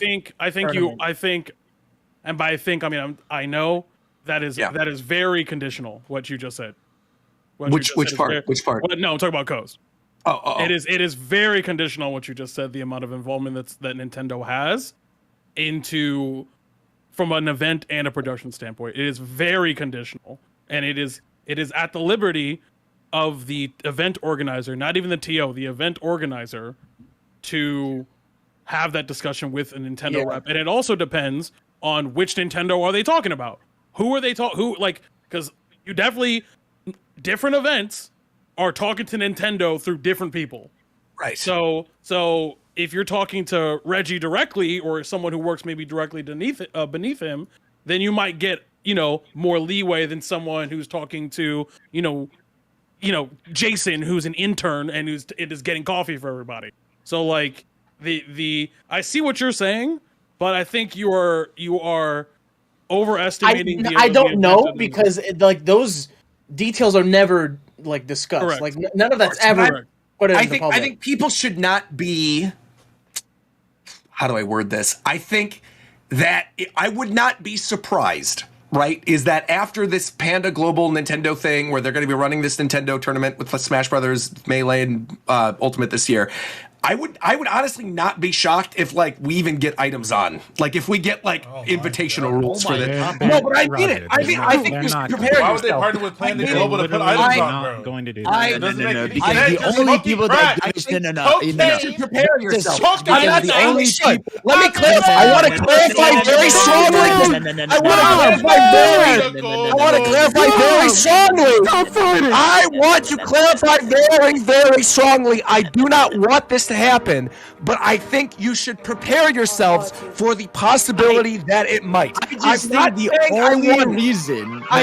you should prepare yourselves. No, I think that's insane because the only people that give a shit about playing Melee at a Panda Global level tournament are people that want to go back and play Melee. There is no one that is competitively playing Melee. Who the fuck is gonna casually enter a tournament to put items on Melee? First of all, nobody plays Melee casually. First of all, second of all, nobody even plays Melee casually. Is he so crazy? Why are you playing this? We can't even use this audio anymore. This audio was ruined. I'm in love with the coco. Sick in the base. I'm in love with the coco. This audio is destroyed. That's right. All I know is I think the most important argument that Roger has themselves. That's all I don't have a guy. You got a guy that knows that this Melee is coming to Switch. If you stick it is a very strong inkling based on Nintendo's history is what it is. I do not have a guy. I don't need some Nintendo article written about me. I'm just saying that it's what it is. He's still going. He's doing the thing. That's fine. I know nothing but has a series where they can do that. Why would baking soda? I got baking soda. Panda Global. Baking soda. I got baking soda. And that's fine. Whip it through the glass, nigga. But they are going to Panda to run whatever the tournament is or whatever this thing is. Right. That's fine. Baking soda. I got baking soda. Whatever. That's fine. I mean, all I want to say is I'm interested to see how people react to the people that said fuck Nintendo for this Evo thing. I want to see how they react to when the inevitable Melee tournament by Nintendo comes around. That's right. I mean, it's always it's like so weird because like it always happens. It's at the point now. It happens with Pokemon too, man. Yeah. Like if you're a fan of Nintendo, you just are playing Nintendo games. As a company, they often do not do consumer first practices. So if you like their games, sometimes you have to accept that you're just not going to get a tournament every now and then. They're just not going to support a scene because they don't have to. They're going to drop a Pokemon game that's half baked because they can and it still sells. I think that the most compelling argument that Roger has, that I actually, the logic is completely sound, is the fact that Nintendo would not be hosting a whole Melee tournament if they weren't trying to make money. But correct. That's all I'm saying. I think that's a complete logical and valid argument. And not to say that especially based on everything that people roast Nintendo for. They're always like, oh, they only care about money, whatever. Okay, well, if they only care about money, then you must know there's an alternate reason. That's I'm glad you brought that up because that was my only point. That's it. It can't be that, first of all, we talk all the time about how Nintendo don't give a fuck about the people who play Smash. Okay, and they only care about making money. Okay, but then we say that, but are these things true? We don't know. No. What I'm saying is, right? Their practices demonstrate that that's a lot of their philosophy, right? Is that they are not a consumer first in most instances, other than the fact that they put out the quality of their product. They're not community first. They're customer first, not community first.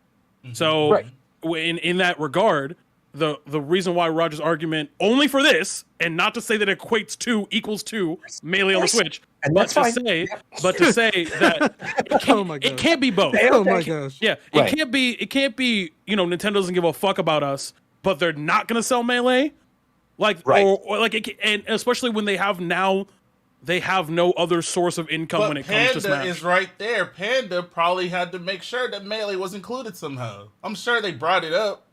If you think, I do not mean this. I do not mean this at all as a slight against Panda. But if you think Nintendo gives an absolute shit about Panda, that's not what I said. And what they want, I know. But the way you worded it, I think it came off to me as if they actually would care what Panda wants. That's not what I'm saying though, because it's not like it's not a fucking slave deal. It's a partnership, bro. Right. Surely Panda has some things they can come to Nintendo with and say, we want this, we want that. Sure, they say we're gonna run this without items, and they go, okay, that's the say they're gonna have in this. I mean, but let's be real. That's the say they're gonna have in this. I think people are giving too much credit. What do you mean that's the say? Like I said, it's a partnership. What else do you? What else realistically? No matter what you're saying, they gotta agree on the terms. I'm not saying Panda has a lot of pull. I'm saying surely they could make some suggestions here and there. But we're talking about items. That's not what I'm talking about. Right, but let me say this. Okay, so yeah, they have to agree to the terms. Right, so they agree to the terms. So Panda's going to make money off of this, right? So Nintendo's going to have, I'm sure, a lot of strict rules and things that they want, and things you can and can't do, whatever in this tournament, whatever, that's fine, right? But Panda, at the end of the day, either is going to be making money doing it or is not going to make any money not doing this. So obviously they're going to do whatever Nintendo says and make that money. That's what they're going to do. Okay, that's my point. That's my only point, which is that Nintendo can be as strict as they want. Well, I don't know, but I mean, okay, I think that, you know what I mean. Like, look. To me, it sounds you jumping through hoops trying to figure out some type of way Melee could be sold on the Switch. No. This is irrelevant. No, irrelevant. No. Okay. If that's the irrelevant of the Melee on Switch thing, all I'm saying is I think in terms of that tournament that Panda's running, right, or the partnership with Nintendo. All I'm saying is that people should prepare that it will most likely not look like your standard Evo tournament. It won't look like a standard tournament that's not overseen by Nintendo. Nintendo allowing a game to be at a tournament is different than Nintendo having their hand in running a tournament. It is a different thing. Yeah, but and that's they also all I'm saying. Irrelevant of Melee being on Switch. They also did the Smash thing, that the Smash World Tour thing, not the World Tour, the North American Open thing that they did, that like Vicky and all them, and that was fairly. The only thing that was really different is that it was slightly different stage list than what people were used to using at the time. But because there's no standardized stage list anyway, so it doesn't really matter. So like I think it would be fairly local, but I think the argument that is trying to connect it is, okay, sure, there's a partnership here between Panda and Nintendo. Melee isn't there unless Nintendo says yes, and the only way Nintendo says yes in most scenarios, again, is if they're making money. Is the most logical assumption is that they're making money. That's all exactly. But why do they have to make money by selling the game? No, that's not. That's the jump I'm not taking. That's what I'm saying. That's fine, and that's fine. You don't have to make that jump. It's all I'm saying is there must have been something in it for them in order to do it. You guys do not have to. Yeah, I mean, you don't have to believe that Melee will be on Switch at some point. That's fine. That's neither here nor there. That's fine. That's the main thing was going back to why it wasn't allowed at Evo and why I think like it'll look different when they are running this thing with Panda than it would be, and why it's not really the same thing when they allow it to be in a tournament like Evo. That's all. What's everyone's favorite starter Pokemon? I didn't like it at all. I mean, come in 4 months, 5 months, 6 months, however long, Ricky, whatever. People are going to come back to this. That's fine. Yeah. Like I'm just saying. I'm just saying. Happy to take the L. This is not stand 10 toes. Stand 10 toes, regardless of the way we're challenging you, and say that Melee's coming to Switch with all this. I mean, I've said that in video. I've said in my video at the beginning of this year when I did predictions of 2022, I have said without a doubt, I feel very confident that Melee's coming to Switch. I'm serious. Okay, that's crazy. Right. That's where we'll put it. I'm happy to put that on the line. That's fine. I'm happy to say that. Yeah, I'm going to be eating good. The whole squad is going to be eating good in the jacket. Hey, Ricky, bro. And speaking of eating good, you know who was eating good? Bro, we were all out here eating. You feel me? Characters. They're going to add classic Roy, modern Roy. They're going to add. Anyway, so. Yeah. What are you talking about, Fidel? Hey, no what I'm talking about, bro. Never worry about what I'm talking about. Hey, wait, chill out, bro. Pokemon I gotta worry about what you're talking about if you talking about something crazy. Bro. I didn't say anything, bro. Hey, you gotta chill out, bro. You gotta chill out, bro. You getting too close. I didn't do anything, against the world, baby. Me against the world. You getting too close, man. Stop calling me like that. Speaking of worlds, we're going to head into the new world, this new region. Right. And there you go. Thank you. Wait, you said speaking of worlds, you're not going to be at Pokemon World. That's fact. It wins a squad. Speaking of worlds, it'll be the first time Sun and Moon not Sun and Moon, Pokemon Sword and Shield has ever been at Worlds, ever, by the way. That's also true, which is weird. But also, I think that's one more than it needed to be at. So, we are getting Pokemon Generation 9 this year.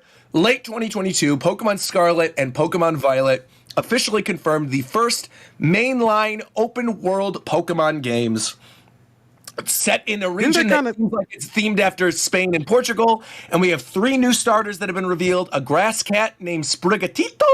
We've got a little fire Sprigatito, a little fire crocodile called FUECOCO, which is I'm in love with FUECOCO. And finally, last but not least, the best starter, Quaxley, a.k.a. Donald Duck. So who you got right there, bro? Spricka, how'd you say its name? Sprigatito. We're not calling it that. Just shut up. Is that now you say it? How do you say it? Sprigatito. Okay. I need you. Okay, Fidel. I'll actually help you. Repeat after me. You ready? Sprigatito. Sprigatito. Did I speak yet? No. Repeat after me. Okay. Ready? Sorry. Okay. Sprigatito. Repeat after me. It's like that. It's like that. You see what I just did? Do that. Okay. Perfect. Now just keep saying it. Repeat it. Keep repeating it. You're good. Okay. Go ahead. Okay. All right, continue. Okay. All right, go ahead, Roger. What the fuck? Nothing. What was that, bro? What the fuck was that, bro? What did he do? All right, do you not? All right. No, I get it. That shit was hella trash, though. Anyways. Honestly, I want to hand it off to you because I got very nostalgic watching your video about Scarlet and Violet that you posted a couple days ago. And I just sort of want to know your thoughts. Like, how are you feeling about these games as somebody who really did not like Sword and Shield that much? I mean, like I said, with Arceus being the game that came out before this one, I can't possibly see how they fucked this up. So this is the most optimistic I've ever been because of Arceus. Arceus existing has given me some type of faith that this game will be even better. So I'm actually on a little bit the opposite because of how close it's coming out next to Arceus. I feel like what I wanted was a little more time after Arceus so they could see how Arceus sold, look at all the reviews of people. Bro, they know exactly who the fuck they are. You talking about sales? They know exactly what their motherfucking name is, bro. When is this game?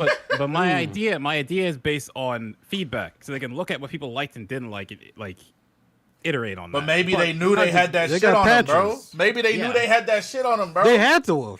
Right. Yeah, exactly. Is that like Arceus just came out, so they must have known that it was good and that people were going to enjoy it, and that's why they kept going. Yeah. But the trick about it is people didn't even know if they were going to like Arceus until the game leaked. But maybe they knew we would like it, bro. Maybe they're in the office like, God damn, we did some shit right here. Like this shit is dope. Like we got to start making the next one. We know they're going to like that one. So this room in Sword and Shield it's very obvious. The what is it? Oranges and Grapes is the whole thing with this. What's this game? Scarlet and Violet. Scarlet and Violet, yeah. Yeah, so that room makes me think that this game has been in development at like almost immediately after Sword and Shield or during Sword and Shield. Yes. Which means Legends Arceus was built off of Gen 9's engine and not the other way around. Yeah, that's the only other thing I think is like one of these games was a test demo for the other. You think Arceus is like ground zeros? Well, yeah, Arceus was definitely the test demo. Yeah, Arceus looks worse. But also, I mean, there's probably less money behind it. Like that's a big thing. But another thing that we also have to remember is the fact that if you make the assumptions that just the gaming industry has had, with like basically every game is delayed a year, essentially, like over the last 2 or 3 years, and Sword and Shield came out at this point like 2019. So this is on par with when they released new generation. There was 3 years because it'll be about 3 years. That's exactly how much they always are. No. But what I'm saying is it'll be 3 years. But between then and now, Game Freak or Pokemon Company rather, has begun to outsource to other teams and allow other teams to do things and stop taking resources away from Game Freak. So things like Pokemon Brilliant Diamond and the BDSP remix. So like those are practices that would attribute to in conjunction with having the same amount of time but having more people. Like, and obviously there's some crossover between Arceus and Pokemon Spain, but like it's you could see just based off of the trailer alone that there is a lot more care and time taken because there are not resources devoted to everything else, and they basically got to do a mulligan because Arceus essentially. It's just weird to me because people are like, they had 2 studios. How do we know they had 2 studios? Maybe I just missed that because like Game Freak has never really done stuff like that before. I think like every dev team has an A and B team. I feel like that's not it's not guaranteed for a lot of them. I'd say like the major corporates, like the major companies, major companies don't do A B. They do like if you hit like a yearly cycle thing, they have like it's not really A B team. It's literally 2 separate studios. Yeah, rotate around. Yeah, it's fair. It's fair. I thought we knew that they had. I thought that was a thing that we knew. It's new to me. That's why I'm asking. I'm not sure. I don't know. I actually don't know that. So, someone explained it that like it was if you looked at the credits of Arceus, there was notable missing like developers from the Pokemon Company that weren't in the credits. So we were assuming that there's like people from that team that were working on this thing. So while we know that the Arceus team is comparatively small. Yeah, it's like side game small for it. Just it's side game small, which is not atypical for quote unquote side games for Pokemon. Those teams are usually small, but those games aren't usually this good. So, and as this like ambitious, I guess is a better word. I gotta ask you guys, I know this is kind of off topic, but like when you first saw the trailer for Scarlet and Violet and you saw the Battle Subway guy like walking up into Game Freak headquarters, did you also think it was Detective Pikachu? Yeah. Of course. Yeah. Yes. Okay. Especially when they showed the coffee cup. Yeah. Then when I saw the coffee cup, I was sure this was Detective Pikachu. I've been waiting. I mean, and you I will should know continue what I wanted. but yeah. What? Yeah, I remember I was gonna watching. lead into Pokken too. I was when it came to the last one, I was like, "Oh, this is my only hope." I'll tell you right now. Unfortunately, McDareth, if they ever announce Pokken, it will not be the last thing they show during. You don't announce Unite like that. I won't put any. I will put any. Unite like that. Pick a number. Pick a number. Pick a number. I will bet any amount. You don't know. They announced Unite like that. Okay, so you have to give me a number. Bro, Unite making the big dollars. What the fuck Pokken doing? Right. Like I mean, Pokken sold well. I don't give a fuck, bro. Unite must have made at least 10 trillion times more than Pokken. Masters made more than Pokken. Like, what are we doing? Well, that's a gotcha game. Well, I'm just. Yeah, Masters gonna make a lot more money. I'm just saying, Unite existing is a way bigger deal. I'm just saying, considering like, the type of game it is and where it is. But your cafe mix got more fucking money than Pokken. Yeah, watch out, bro. Just wait. Oh my god! I will say, this is not a troll, by the way. I feel, but eventually it's gonna happen next time. This is not a troll. If you like stupid, mindless, little fun puzzle games, you'll actually like Cafe Remix. It's very cute, and the art style is very good. It is cute as hell. Like no cap. I actually do enjoy playing that game, so I just wanted to throw that out there. That game was great, right? When he opened the door, I know I had a feeling. When he opened the door, I thought it was gonna be Gen 9. Like this is a part of my reaction. I'm like, he's gonna open the door and find Gen 9, and like he did it for a sec. So yeah, I said that, and he didn't for a sec. So I was like, oh wait, is it Detective Pikachu? But then he found it. So I was like, yeah. But as soon as I saw the world, I was like, oh, it's over. This is Gen 9. Of course, yeah. Once the first shot of the hill and the cathedral, it feels too. It just feels too. That's why I'm like, normally I'm more excited about a new Pokemon game. It just feels way too soon. But it's not. It feels perfectly not at all. It's 3 years. So for me, I'm not even comparing it to when Sun and Moon launched. I'm comparing it to when I know from Game Freak launched. I know which to me it feels too soon. But what happens to the life of Arceus? What is too soon though? Well, Arceus is this year. I mean, a month ago. Within the span of a month, you're announcing a brand new main. Because they knew what the main goal was, bro. They also have multiple teams working on this. Okay, but they're still the same. The same company. I'm 90% sure Arceus was built off of Gen 9's engine, and not Gen 9 is right. It was a built test demo, right? It was a test demo, I get that, but when a company releases a game, any company, and even if it's a spinoff, if you then a month later announce a sequel, I know where you're coming. It feels weird. Of course, yeah, and then it is weird. We were all bro. I do think, like, realistically, if you're looking at the time frame of the other systems too, and like you look at the Switch's life cycle, like we are at the right point too for the second generation of Pokemon. Like I'm assuming Switch is probably going to still be their main system for another 2.5, 3 years, right? So like with that being said, yeah, we're still going to have like Pokemon is the main thing. Arceus offers a completely different experience from actual Pokemon. So I think what I mean is it's not like Legends Arceus disappears. Right. Yeah. No, I think are they going to still support it though with like DLC to keep it? You know, they don't need to. It's a finished game. Yeah, I don't think they will. They definitely will give DLC for sure. They gave up free DLC yesterday, didn't they? I mean, kind of. I think that's all they're going to do. I think that's it. That's cool. No, I don't. I disagree. Wasn't there like data mining with Mega Evolutions or something? I don't see the purpose. Money. The game's very good, but the sales are going to go. The sales are going to be lower if people know that Gen 9 is. Yeah, that's exactly. Bro, they put out a game 2 months before Arceus too. Like none of this shit makes any sense. What are we talking about? So other shit can't make sense. Everything else got to make sense. But them dropping what BDSP. The fuck are you saying right now? What are you saying right now? You said you don't see the purpose of them putting out some DLC. Yeah. What? And then you started talking about some nonsense. Talking about how am I talking about nonsense? Right, no, I see where Shofu's coming from because we literally got Brilliant Diamond Shining Pearl. But again, that was completely I'm saying where you're because that game was a remake game in November, and then we got a full Pokemon game in January, and now we're getting a generation. I know. I think what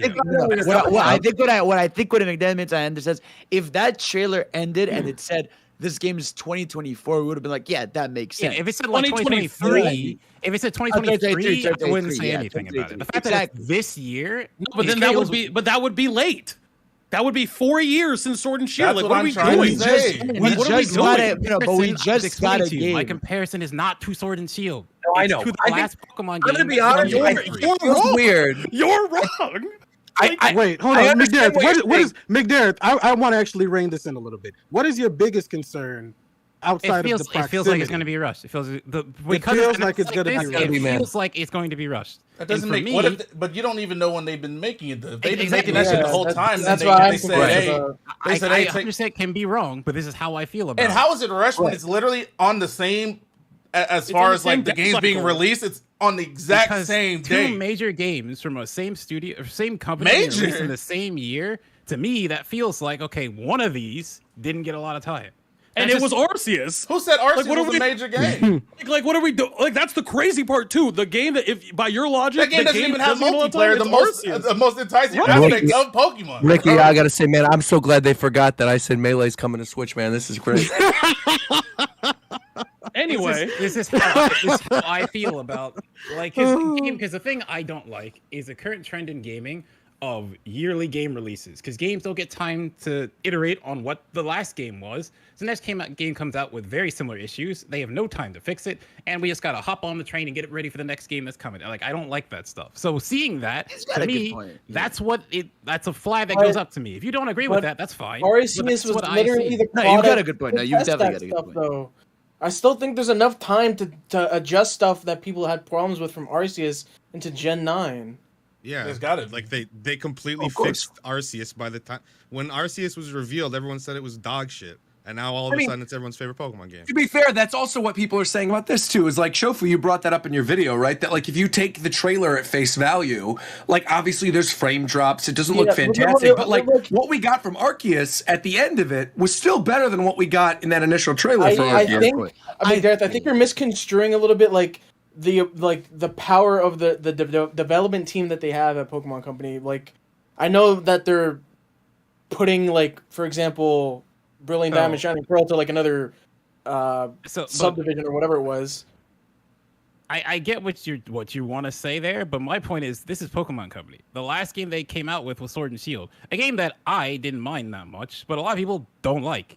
So like, where am I supposed to have? But I have way more faith in them now from Arceus. Then after my faith from Arceus, a month later, here's another Pokemon game that's coming out this year. So then my faith goes back down again. It's off the building. Like, what you're not, I don't think you get, like, what we're saying is that Arceus came off the building blocks of Gen 9. So Gen 9 has been in the works since, like, whenever. No, but I think what Gen 9 has probably been in development since like 2019 or something. As long as Sword and Shield. Yeah. No, not as long as Sword and Shield, like at least a little bit after Sword and Shield. I get what he's starting. When was Sword and Shield released? Do y'all know the date? 2019. 2019. Late 2019. Okay. Yeah, so winter 2019. They like we have or fall, which I don't even know if we should talk about the leak stuff that happened with Sword and Shield, but we have like information on how the games are made and stuff, and when things are made, and I don't know. Yeah, I don't think rushed is the right word. Lines up with, and also this is again the first game. Sorry, this is also the first game where again I think it's important to know that by the law it can be quote unquote rushed, like literally, but they literally got to test out their concept of the whole open world idea on another game, released it, and it was crazy. And that game, I guaranteed, had maybe 60% of the resources dedicated than Gen 9 had. I would. So, my point is, I would feel way more comfortable with what you're saying was what I wanted them to do. But the time span these two are coming out next to each other makes me think that they can't take as much from Arceus as they could have. That's just the way I feel about it. There's a rigidity to your thinking, McDareth. But we're not going to get into it, you great philosopher. I don't think they can. If what I'm saying is right, though, they don't have to take things from Arceus. Arceus would have been taking things from Gen 9 the entire time. I think it's just because we've never had something like this, to be fair. Like, we've never had a game that, like, felt like a game like Legends Arceus, where it felt like it's not like your typical, like, because it's in a weird space, right? It's mainline, but it's not next gen. It's not a remake. And then we're getting a major Gen 9 months later, basically. So like, I get where he's coming from. Like, it is a weird. I don't get why I get why that happens. No, I'm agreeing with you, because to me it's like Pokemon Company's never done this before. So I don't get why people that's a fair argument. Are so odd against why I feel this is weird. No, you're not. Yeah, no, I agree with you. You would agree with him. It's rare. I agree. We usually don't agree. That's cap. It's not rare. That's not true at all. We agree more often than not. But Fidel is known for having bad takes. You're off a We agree pack. more often than not. See, you've been going for a while. I've been in Fidel's spot more often than not. Yeah, but my So point anyways, is, can we talk about what we saw? At the end of the day, no matter what they say, we still like you more than we like Fidel. So it's true. Yeah, no, it's true. You know what I like? You know what I like, Roger? I like Pokemon Ricky, Masters EX. Ricky, why are you selling all these people crack today, bro? Crack? I didn't sell anybody a damn thing. Not an ounce. Not even a pinch. I don't know who they're going to. I don't know who they're going to. But I feel betrayed. Well, you shouldn't feel betrayed because literally one of the starters is named after your business. We got FUECOCO. So, like, what are we doing? You're starting with FUECOCO. There's no way under any circumstance. There's no way I'm not choosing FUECOCO. Yeah, anybody who's reasonable is choosing FUECOCO. Except I guess the duck. I guess the duck. The duck is the best. Yeah, I'm holding an eternal L. You don't have a choice, bro. I know. I agree, though. I think people are sleeping on FUECOCO's final form because Shofu said it. I feel like this thing's going to turn into a Garchomp or something. It has potential to be some fat, ugly crocodile thing, but I don't think it's going to be. I think it's going to look awesome. You know what it's going to look like, Roger? It's going to look like... We don't have any indicators, though. Like, we have no idea until... No, I see that little guy, and I know right away. I see that little Among Us bean, and I go, yup. They've juked us before. We've been crossed up before, bro. It's gonna look like that monster from Monster Hunter Rise, that big turtle, whatever the fuck that thing's called. Heck yeah, man! I'm down. That thing Dan sent me, I didn't know about. I think is what it's gonna turn into. What's it called? The Kuka some shit. Yeah. Kuka. I never made my decision of the first form. I gotta wait because I'll have the time whenever I'm excited for a starter. The third form looks like shit. I'm like, I'm not picking this. Kukafera is what it's based on. Kukafera. I'll never forget. I was too I don't solid. think I'm gonna go with the starter this gen. I might just pick up the first. You're gonna walk away from your hold judgment a little bit until they reveal more. Into the grass with no Pokemon. Yeah, what did you say that, the like Spanish rodent is that you looked up? It was something deer mouse. It was like a garden mouse. Could you find a picture for that and then like drop it in the podcast thing so we know what you're talking about? It was a garden dormouse or something. Yeah, I found it. Look it up because I want to know what the Rattata of this generation is going to look like. Wait, why is it you don't like the starters? What's going on, Zeb? But apparently it's in Germany. I don't know. I just don't like them. They're all so like cute, bobbleheady and round. I will say, initial thought, seeing them right at first, they did look like DeviantArt things. Like the first thing that I saw, have a bobblehead. The very first impression, the first 5 seconds, I was like, these things are kind of ugly. They look like someone made this on DeviantArt. But then afterwards, when it took like a second, right? Yeah, it took a second, but then when I actually looked at them, I'm like, oh no, I actually like all three, which is rare. I never like all three of them, and I like all three. Bro, the moment they showed the painting with the starters, I immediately identified that with Pokemon. Like, I didn't think any DeviantArt stuff. Yeah, it doesn't like it with Pokemon. I knew they were the starters. I just meant the art themselves. You know, I feel like the new art style that Pokemon has taken it's like they've turned every Pokemon that wasn't like. Let me.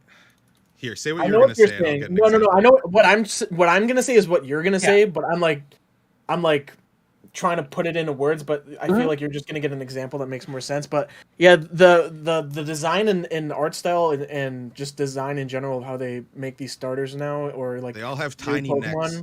Yeah, they're a lot more rounder. Like their heads are a lot bigger. Like their feature, like their hands and their leg features are a lot smaller now. Like they're all primarily focused on their faces. I feel like, right? If you go back and look at the early, see how Charmander's head here goes into his body completely. Yeah, and it's like, and then in this, he has like a rubber band attached around his neck. Yeah. Oh yeah. They've done that to pretty much every Pokemon, every starter. I mean, a good way to put it. Bulbasaur somehow like. Here's Bulbasaur. He didn't have a neck before. OG Sugimori Bulbasaur versus like modern Bulbasaur. Yeah, right. I was wondering if and then they put a rubber band around his neck. Right. Yeah. So you're taking issue with the Funko Pop aspect of this. That's such a good way to explain it. I have this image of like the original Gen 1 Sugimori Bulbasaur literally with the rubber band around his neck, like tied with it's like that shit with the watermelon and the rubber band, dude. And I just want to be clear, I'm not saying the starters are trash. No, I know. It's funny. I guess like the trainers too in game like. I have a whole rant on. Oh yeah, the main. Okay, I will say this. I have no doubt these games are going to be good. Like I'm looking forward to them, but like the main trainer designs in this are not good comparatively. Do you think like Bandai? Do you think Bandai helped? Because look at like the character model. They have like the same. Yeah, they do kind of look like Pokemon. Yeah, looks like Pokemon when I saw the texture. When I saw the texture of Pokemon, that's what I thought. I know Bandai's working on it, but maybe they saw the success of the art style from Snap. Yeah, and like okay, let's do that. Because like that one picture of Lucario, because of the Pokemon, not the people. Yeah, but no. But look at the textures on the Pokemon. There's like the Survivor, you can see his scales. There's a picture of the, like behind Lucario. Magnemite's got the shine to him. Yeah. What I think they did with this trailer, I think they learned a lot from the Arceus trailer and showing the landscape and actually putting life into the new region and all of that. The only thing is I don't know what it is. The shading on like the faces of trainers or like certain objects just always feel off. Like the lighting in some shots of that trailer they still look clay-like. Like it just looks unnatural. And that just might be a product that of the game not being final, but the lighting is just the only thing that bothered me in that trailer. And the fact that they have like saturation though. Like they the have saturation that like, weird blush on the the saturation for the environment. Just the game in general looks really good. Yeah. But the blush on the trainers too looked a little weird. And then their outfits. I don't know what the fuck they're wearing there, but yeah, those weird little shorts. Negative drip, bro. Oh my god. Yeah, literally the anti-drip. I mean, we're gonna have to have customizable outfits again, right? Yeah, so it doesn't matter to me. It really it's just doesn't matter to weird me. that we have like clothes differences between versions. Yeah, I guess because it's the school thing, right? Isn't that what people were implying, that like it might be like because they go to a different school? That's what people were saying online. Violet School and Scarlet School. Yeah. I don't know. I love the region though. I think like people are sleeping on how cool Spain could be. Like, because Kalos was fine, but like Spain has so many awesome things they could pull from. Like potential. So much cool in terms of like character designs. Like we talked about this in the pre-show, but like a Matador champion, some type of cool. Like Tauros has to get an evolution. If Tauros doesn't get an evolution or a regional, like I don't know what they're thinking, bro. We have to have some cool looking bull Tauros. No, not even like character and Pokemon designs for the new region, but literally like the region that you're playing in. Like there's so much potential. Awesome. Like I don't know if you guys know about this, but like look up, I forgot the name of the region in Spain where it is. Look up famous Spanish mosque. And you'll see this, you'll find what I'm talking about. It's these really cool arches, this beautiful architecture. And I feel like that might be like the desert area that we saw with Stonejourner. I mean, I think it's going to be sick. I think it's going to be sick. Roger, do you want to do your hard read on the gym? Oh, yeah. We're definitely getting Fire-type gym leader. I'm not as confident about this as I am about Melee on Switch, but Fire-type gym leader, flamenco dancer. I think we're getting a flamenco dancer. This is too much. Really cute girl, fire-type gym leader. And the reason why I think that's going to happen is because I think Oricorio, the flamenco Oricorio from Sun and Moon, is coming back. And I think that's going to be our main Pokemon. And I think we're going to get cute fire-type flamenco dancer gym leader. So the gym leader in another game's main Pokemon is going to be Oricorio. I don't think main Pokemon, but I think one of our main Pokemon is going to be Oricorio. Smoking crack cocaine, bro. You are high off white girl right now, bro. You're high. Hey, what's her name? Her name is Violet. What? You're ugly. What? You're trash for that. He said, what? Can I go to another nonsensical thing I had? Go ahead. Because I remember when we talked about, on the reveal of the Hisuian forms, I said I kind of don't like that we're going to the past and getting new forms of Pokemon. You're wrong. You're wrong. You're wrong. Okay, I'll mute you. You're wrong. Well, the talk about was, okay, they could have gone extinct, but now we're back in the present, and I saw Hisuian Zorora just in this game. Good and it's news like, for you. Look, McDarrett, Since Generation 2, time travel has existed in Pokemon since Gen 2, so it's okay. Look, and without a doubt, I will say this, and I've said this multiple times on the show. I think the regional form thing is like the smartest, best thing Pokemon has done in a really long time. Because we do not need the same little rat and bird and whatever, and like new version of whatever the Pokemon is. We're almost at 1,000. I was gonna say, McDarren, I was gonna say, I am the #1 hater of how Pokemon doesn't have good lore. They don't connect it well. Yeah, the lore is, a lot of it makes no goddamn sense. We just gotta hold that shit, bro. Don't try to add logic to it because you're gonna get mad like me. But no, but the thing is, but the actual, you're not saying you don't like regionals, right, McDarren? You're just saying he's talking about how he got his Hisui and Zorua, and that's fair. That's fair, I think. Yeah. Why would that not make sense? Alolan pancakes with Raichu is still unforgivable, man. No. Your argument was they would go extinct, but now we're back in the present, and those Pokemon are here. Who made that? That was yours. That was yours. When we talked about that, you told me that Pokemon go extinct. Yes, that's why they weren't in the games now. They're new. The premise of regionals is not based off time. It's based off what they're living. But wait, we have McDarren. We have something specifically, though, dating back to Gen 1 that's been a staple in Pokemon games, and that's fossils. If they want to do it, they can make the Hisuian forms fossils if they want. Of course they won't, but I'm saying they could. But they're not going to, so what are you talking about? I know, I'm not saying they are. I'm saying they could, though, as an excuse to put the Hisuian ones in if they really want to stick to the fact that they're old. Like, I want to clarify. We don't fucking care, bro. They're putting them in the game. No one's going to give a shit. No one cares. I just want to clarify. I don't have an issue with regional forms. I think those are cool. You don't. My whole problem was Arceus going into the past and then making new forms for Pokemon. Because then later, I already knew when the game came out, they're going to put them in new games. Of course they're going to. Then it doesn't make sense. Why are they here now? Yeah, they don't. Ursaluna is about to destroy. Yeah, Ursaluna base 140 attack with guts, bro. It's over. No one's touching Ursaluna.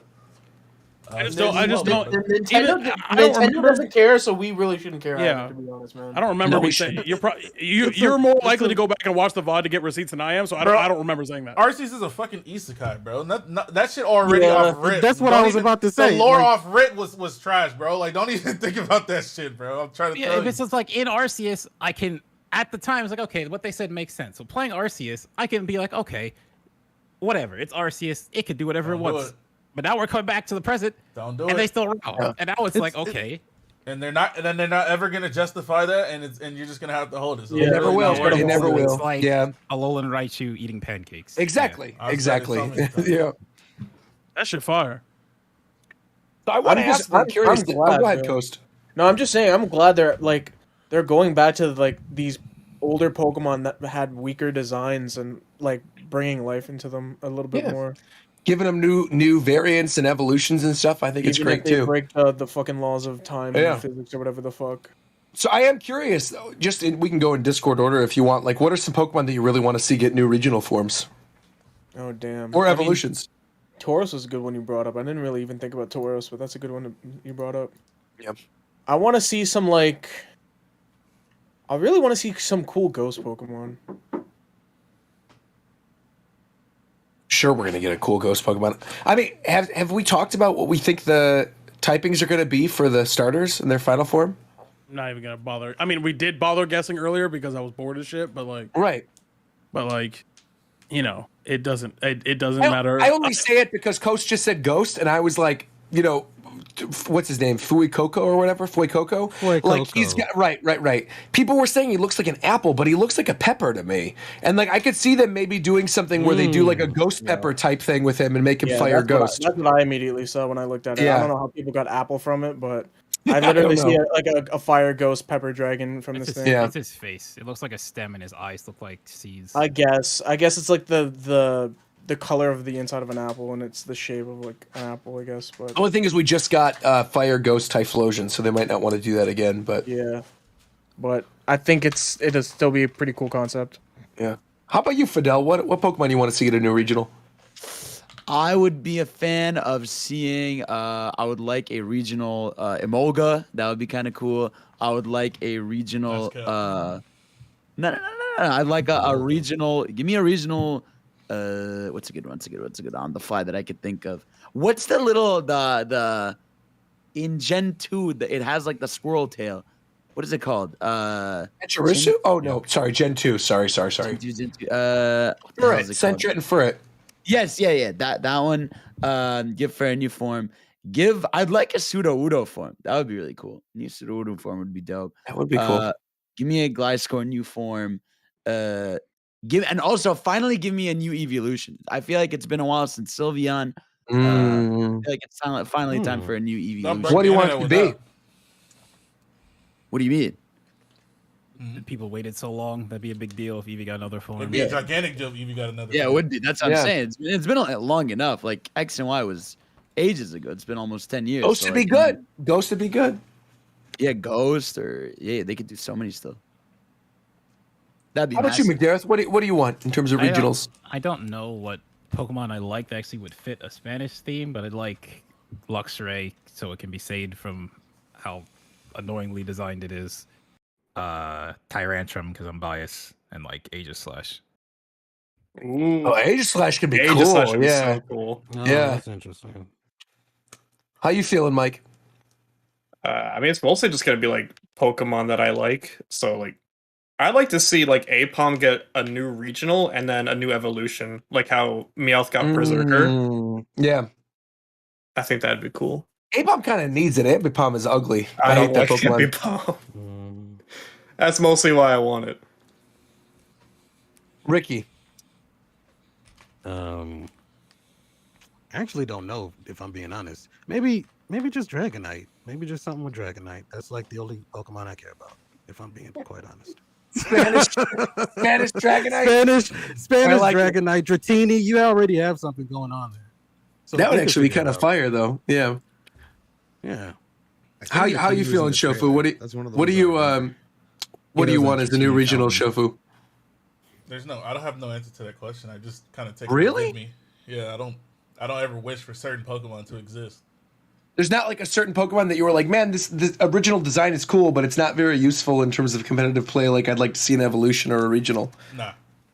Really? Wow. Okay. I just take what they give me. I don't have like. Yeah. I don't build things up in my mind or nothing like that, or like have an idea. It's just when it's there, and if it's good, it's good. That's fair. If it's bad, it's bad. Fair enough. Yeah. Yeah, I personally, I already brought up Tauros, but like we talked about this in the pre-show. I think like a Delmise would be really sick, like some type of new Spanish Delmise based on like the Spanish Galleons. I think it'd be neat. Or I don't know, in terms of like other regionals, I don't know. I think Delmise and Tauros are the two big ones for me. I don't know, Tito, how you feeling? There is only one correct answer, and it must be my boy. My boy, if Ludicolo's not in this game, I'm gonna snap. Yeah, if Ludicolo is not in this game, I'm going to snap. It will be the end of me. But I actually don't even care if it gets a variant. Actually, I think it's fine. Like it's good already. So like, just put regular Ludicolo. Yeah, you can just put. But in terms of a variant, I actually think that. Like dipping into like the more cultural aspects, you're gonna get a lot more of like cool like fish-based Pokemon. There's a lot. I think like you're gonna get like a new Go-Goat because Goat's really big in Spain as well. Like, but I would really like to see something a little bit more like out there. Like I want like a new Pidgeotto. Like I want like a new bird or like a new Onyx. Or like I want something more, you know, along those lines. I think a regional Pidgeotto would be sick. What do you think the bird of the region is gonna, not like in terms of regionals, but just in terms of like the actual bird of the region? What do you think it's gonna be? I think they reuse a bird. Actually, I think they reuse a bird. I think really, and they're gonna do a Galarian version of one of the birds. Yeah, I think they do Halucha. That or Halucha for sure. Like all the Hispanic. Spanish game. Yeah. I actually think that I actually think like your rival or a major or a gym leader or something is going to have a Murkrow and will have a Honchkrow because it fits into the Zoro like debonair. Oh man, like a Zorro themed Murkrow Honchkrow would be fire. Yeah, like that would be really, really cool. I love that. You're gonna get a lot of I think you're gonna get a lot of birds and a lot of, as opposed to like something like Sword and Shield, where you got a lot of like land-based mons because of where it's based in. But Spain is a very, it's a huge fishing region historically. So where do peacocks originate from? Just curiously, like India. So what? Where do peacocks originate from? I have no idea. Also, by the way, I hope people don't think that I think that Mexico and Spain equate to each other. If you think that I think that, then you're stupid. I'm just saying there's a lot of Pokemon that are influenced by Latin culture that already exist that will be in this game, because where the fuck else would they be? So y'all are weird. Like India and Sri Lanka.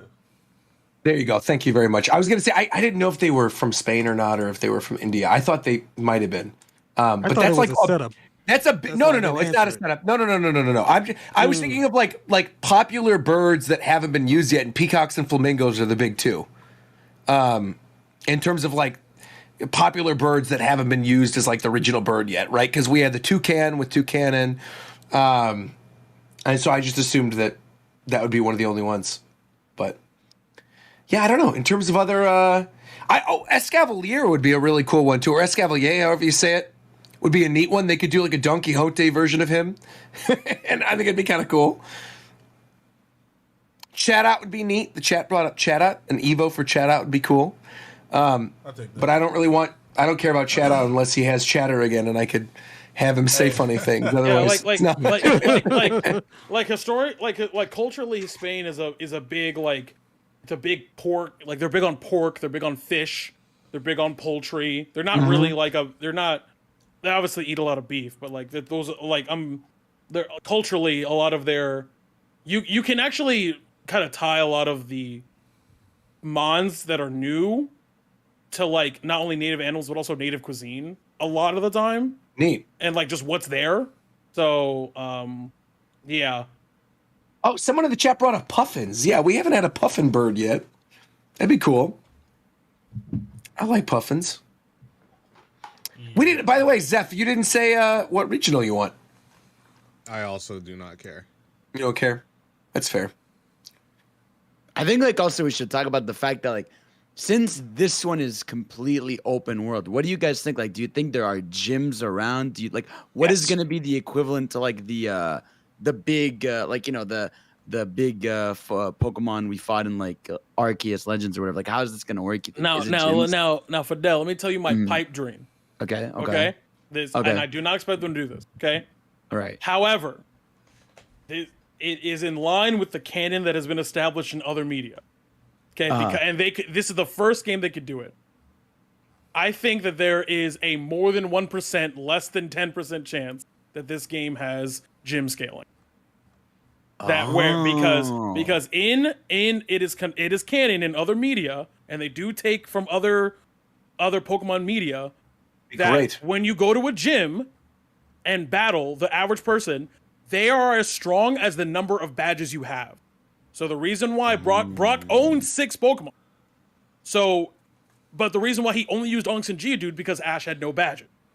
That is why he did that. Or in that scenario it was red.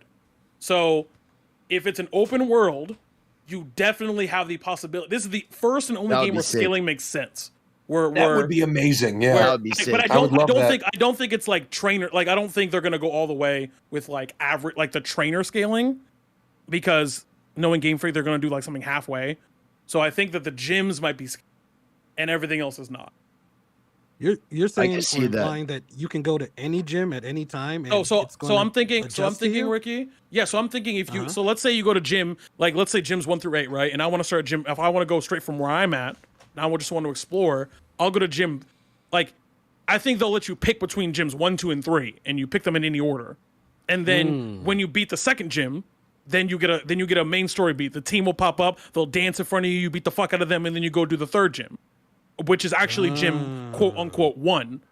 Then once you beat the first 3 gyms, you get the HM, or your Pikachu gets fucking balloons and you can fly over the wall, whatever the fuck it is, right? Right. And then you go and do gyms, you can do 4 and 5 in any order. And then you can pick, I want to go over here and do the psychic one, or I want to go over here and do the dark one. And then you get another story That would would be an incredible amount of freedom. Like this game, yeah. Like it's not real scaling. It's not real scaling. It's not like because they're not going to do that. But I think that in this game, it lends itself to allow you to have what I would call, limited structural real-time scaling.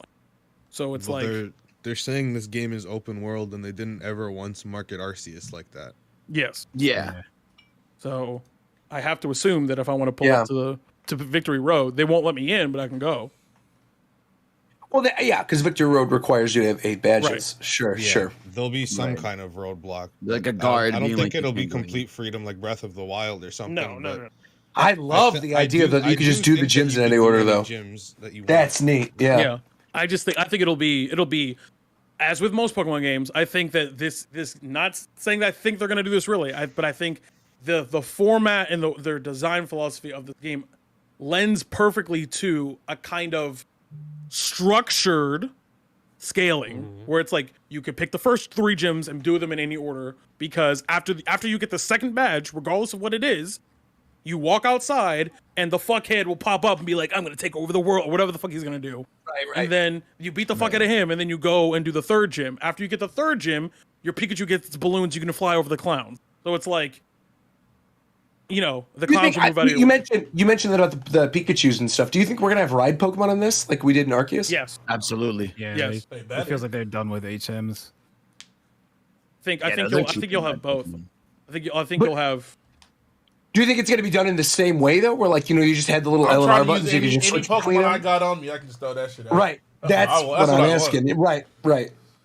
I think basically it'll be, they started doing that, like in Legends Arceus. There's those giant rocks that you can rock smash with any of your Pokemon. Oh yeah, that'd be sick. Now let me surf on any of my Pokemon that can actually surf, and that'd be dope. Yeah, I want to surf on a Starmie, It's not bro. hard for them to do something like that. I don't know. That would be cool. Couldn't you do that in Let's Go? You can surf with any mon or certain mons that can learn surf. And it will give you the couldn't animation. ride on every mon, only certain ones. Yes. I assume they're gonna because I assume they're gonna keep maybe not like necessarily the level up system, but they'll keep the dex thing where you can get research points, because I feel like it's just a free way to incentivize you to catch multiple of the same Pokemon. And I'm glad you brought that up. I was going to ask, what do you think they're going to bring back? Right. Because I would feel like they're not going to go full Arceus where you're hiding around in grass. No, but I do think I think almost like I'd rather that just be a mainstay to at least have it so that you can baseline catch a Pokemon to have its dex entry, or you get 10 points of it to get the full entry. Because it for some people it incentivizes replay value or getting other stuff in time. I feel like for that specific system, it works so well in Arceus because there's so much you can do around what the Pokemon are doing. So there's more stuff you can do. But in a mainline Pokemon game, if you have to battle every single one of them to fill those entries, it's slower. So it's not. But I assume you're not going to have to build them all. My number one thing, I hope and pray that we have it where you could just choose from your already existing moveset at any given time again. That was the best thing in Arceus, where you're just like, well, because it never made any sense to me that all of a sudden you learn a 4th move and it's like, oh no, I forgot how to Thunder Shock. It's like they should remember everything that they've ever done before. So having that move pool you can just pull from, I think that is great, and it's a minor thing and it doesn't break the game because you still have to level up to learn. Yeah, it makes sense. I don't need a whole ass character, a move tutor to fucking teach me some shit I already know. Right. So I have to bring that over. I know how to shoot free throws now, so I forgot how to dribble. What the fuck? Yeah, right, exactly. Hey, what is that? You're Russell Westbrook? That, actually. God damn. Where you're Russell Westbrook. That's tough. They can have all their moves. Wait, repeat that, Zeph? I think the Pokemon manga did that, where they can have all their moves, but they only have access to 4. To 4, right? Exactly. They did. Fun. The Old Adventures one. That's great. Choosing when you evolve too is also great, because why the fuck do I need a whole ass item for that? Yes. Oh my God. Why yes. I gotta mash B? Why can't I just not evolve this motherfucker? Yes. That's great. We don't think strong style's coming back, right? Agile style, strong style's probably No, that's a Legends thing for sure. Yeah, like abilities will come back. We'll probably have abilities again. EVs, IVs, standard. Yeah. Okay, so much actually, well, it's obvious. I actually think they get rid of IV. Actually, really? You said items? Yeah. IVs. IVs? I think they get rid of them. I don't think so. Because with the new hidden, I think they just do the new hidden power thing. I think they just do that. Instead, hidden power thing. The way. Yeah, where it's always super effective because that's the only reason why IV matters. No, that's not true. That's not true. That's not true. It's speed is what is important to you. They need to. Are you saying that every Pokemon's going to be exactly the same speed? Like there's no variance? No. What I'm saying is that your IVs, right? If nobody only matter if everybody has them and you can monitor them or so you can modify them, right? But if no one has IVs, then you just go based off your EVs, and it's the same thing. It's just your numbers are lower. Like the discrepancy between your speed and my speed. I'm saying IVs are not entirely useless when it comes to stats. I'm saying like IVs. Like you're talking about like a trick room team, right? Where you'd want zero IVs. I'm saying maybe you want your attack IV 0 so you do less damage when you hit yourself. Maybe you want your speed to be a point lower than somebody so you go after them. Like you never. No, right. So let's say you have a mon with 50 speed, and I have a mon with 50 speed, and we both have 0 IVs in speed, then we're the same speed. Yeah, but I'm saying competitively, you want that freedom to change. Okay. So the only stats that don't ever really matter are the defense stats, unless maybe like you might actually want to die faster. It depends. Like you don't know. No, okay. I think IVs. I can see if you're saying that you don't want to take away options. Yeah, exactly. Competitively, I like the fact that hidden power doesn't matter anymore, but you still might want to change some stats a little bit. That's fair. I'm just saying like if they want to head towards accessibility, then IVs are an active hindrance on accessibility when it comes to competitive play. They just are, because not that them easy to handle, like in. They just it's not even that it's not that they're there. They just need to make the IVs transparent. Then let me see them. Let me give me options to change them to what I want. Yeah, exactly. I'm saying like the IVs themselves are not the problem. It's that they're always a fucking secret. That's the problem. If they make it so that I literally don't have to breed for IVs anymore. I hatch one FUECOCO, and then as I level it up or as I whatever, and I put in enough resources, I can change its IVs or whatever. Then that's fine. Make it not random and not a secret, and then we're good. Okay.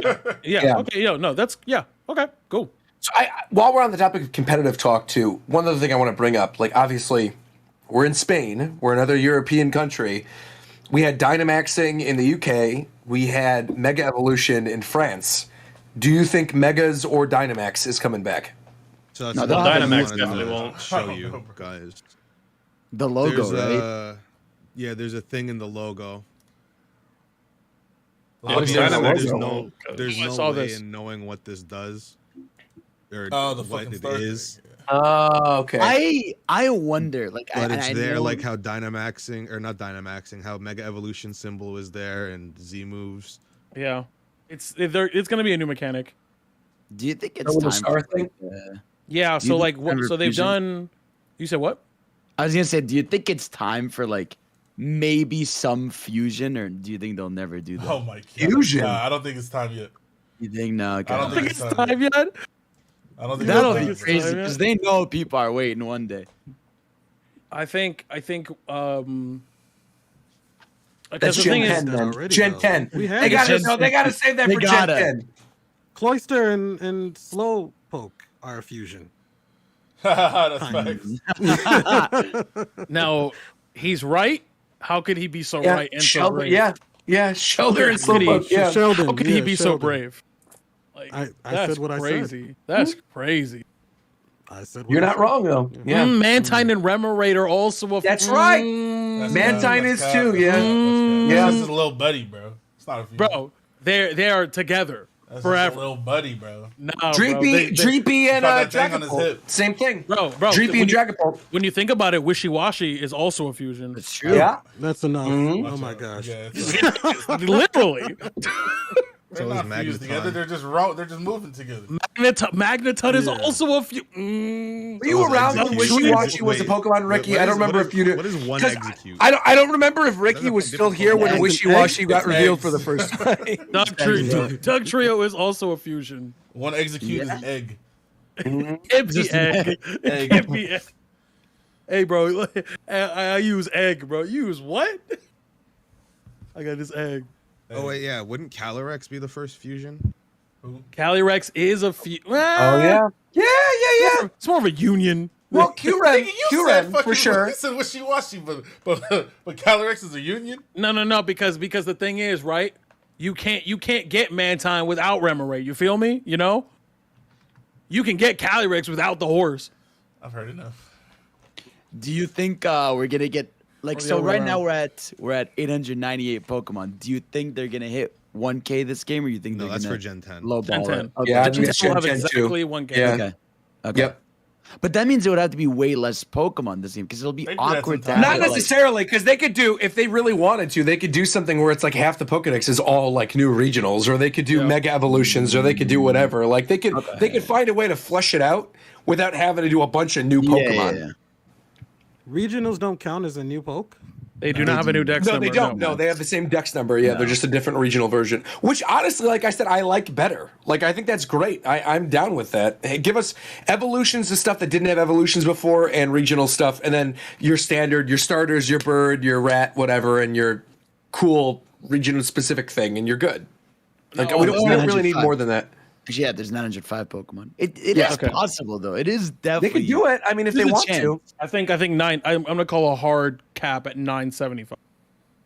A hard cap at 975. Maybe even. I think it's too much. Or they could do 999, and then Gen 10. The first Pokemon of Gen 10 is Pokemon 1000. But see, that is weird because they would have. There's mythicals and stuff. Yeah, I think it would be like an event. 1,000. That's what I'm saying. We could have like 996 or something, right? In this game, and then 3 more from mythicals. But I feel like they want 1K to be a legendary or a mythical. Like I think that has to be a sick Pokemon. It has to be something kind of important for the. Watch it be like Caterpie, like a regional Pokemon. It's going to be the most inconsequential Pokemon. It's going to be a Camerupt. I also, and I understand they're different games, they're different, objectives in the game, and I'm all about competitive when I play Pokemon, obviously, as a lot of us are. However, I don't know if I'm okay going back to not giving a fuck about my Pokedex.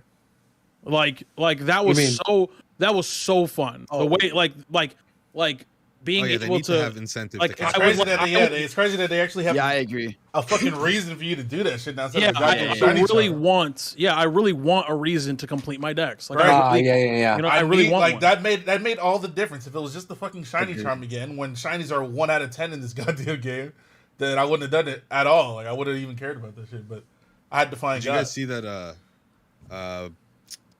Size variants aren't in the game. What? How do people know that already? There's obviously they can change this later, which I hope they do. But there are scenes and I think screenshots. I saw a screenshot of like 3 Petalil all beside each other. I think it was Petalil, and they're all the same size. Same with Drifloon. That's a shame. I like that. Yeah. You will not. Does that mean confirmed? That doesn't mean no variance. That just means those were the same size. This 2'8" weasel. I hated that. That mission sucked. I'm assuming that. I'm just saying. I don't think put it in the game. I'm saying that's not enough to just straight up say that it's not in the game. Maybe we can speculate that it's not there. Size variants are kind of hard to tell for the smaller Pokemon, to be honest. For me, for Petlo and stuff like that. Yeah. I will say the chat made a very hard read on what Pokemon 1000 is going to be. It is absolutely going to be Mew 3. You're right. I said, did you not hear me? I said Mew 3. Mew 3 is it. That's it. That's going to be 1000. Mew 3. Yeah. Or Pikachu 2. They officially call it Pikachu 2. Pikachu. No, Pikachu. Pikachu instead of Pikachu. Pikachu, bro. Pikachu. That's it. So an Ash evolves it. He gets Pikachu. Oh my gosh! It's just like fuck yeah, I'm gonna evolve it now. I don't care. I got it. I got it. Pikachu. Oh my gosh! Or they finally bring back. Could you imagine? Pikachu doesn't even evolve into a Raichu the whole time. He just wants Pikachu. Yeah, Pikachu's true form. He's really upset. They could just make it literally Pika-Blue, but it was supposed He's to a be good. He can't be a Crip now. They can free that one Raichu. Pikachu. Yeah, there you go. Right. Make it the what was that thing? Gorochu? Yeah. Gorochu? Yeah. It would be the first Pokemon with 4 stages, right? It is also kind of weird. We just got Galarian, Articuno, Zapdos, and Moltres. They should have probably saved that for this. They should have probably done the regional Articuno, Zapdos, and Moltres for the Spanish region than doing it in the UK. It seems kind of bizarre. Yes, I agree. Yeah. Or maybe we get like the Regigigas of the birds. I guess kind of Lugia is that already, but not gonna hit as hard. Not gonna hit. Yeah, well, yeah. But I mean, I although again, really interested in competitive, really main focus. I don't want to go back to just playing a Pokemon game just so I can beat it. I would really like, especially like that was the completely different experience than when I played with RC. Was that I was not playing it just to beat it so I could do things afterward. I was playing the game and enjoying the game as I played it. So I would really enjoy. I'm not even talking about the story because we all know the story is going to be hot cross buns. Like we already know Every that. time, bro. Like so, we're not even worried about that. I would just like the amount of things to do. You just want more incentives. Like I just want more reason why to pick up my game and not be like, I don't like we were talking about earlier, like Shofa was saying earlier, where it's if I can make any one, I might not gen. I might actually go find a Ditto, or I might actually go and take the hour and make a fucking, FUECOCO. Like I might do that. As opposed to just I personally hope with Sword and they bring Shield, can't you literally, my bad, but can't you literally catch like a Route 1 Pokemon and not care about its IVs at all? Experience candy it up to 100, hyper train it, and you're good to go? Yeah, you could. Yeah, it would just take, it's easier to gen it. I just want them to bring back that side quest system that they had going in Arceus. That was really I don't think that'll go That anywhere. was super fun. Yeah. Especially since it's open world, you're gonna need like quests to do. Yeah. As long as getting the Pokemon's fun. I barely did any of the quests in Arceus Legends. I just liked catching the Pokemon, just fighting things in the world and stuff. Well, it is kind of neat. The way they described it on the website is they said that you could find the Pokemon anywhere, including towns. Perfect. Like, that would be kind of cool if you're walking into Vermilion City or something, and all of a sudden, like, a Pikachu pulls out in front of you, and you could fight it in the middle of the city. Like that's one thing I really hope they're able to do, too, is instead of going to, like, the random screen where you're in the middle of a blank area, that you're still standing next to the Pokemon Legend style when you're doing the battle, and you can actually run around and, like, be in the area that you're supposed to be in. Right. I don't think we did. I don't think we did. Running around, but I thought we saw a battle. We did?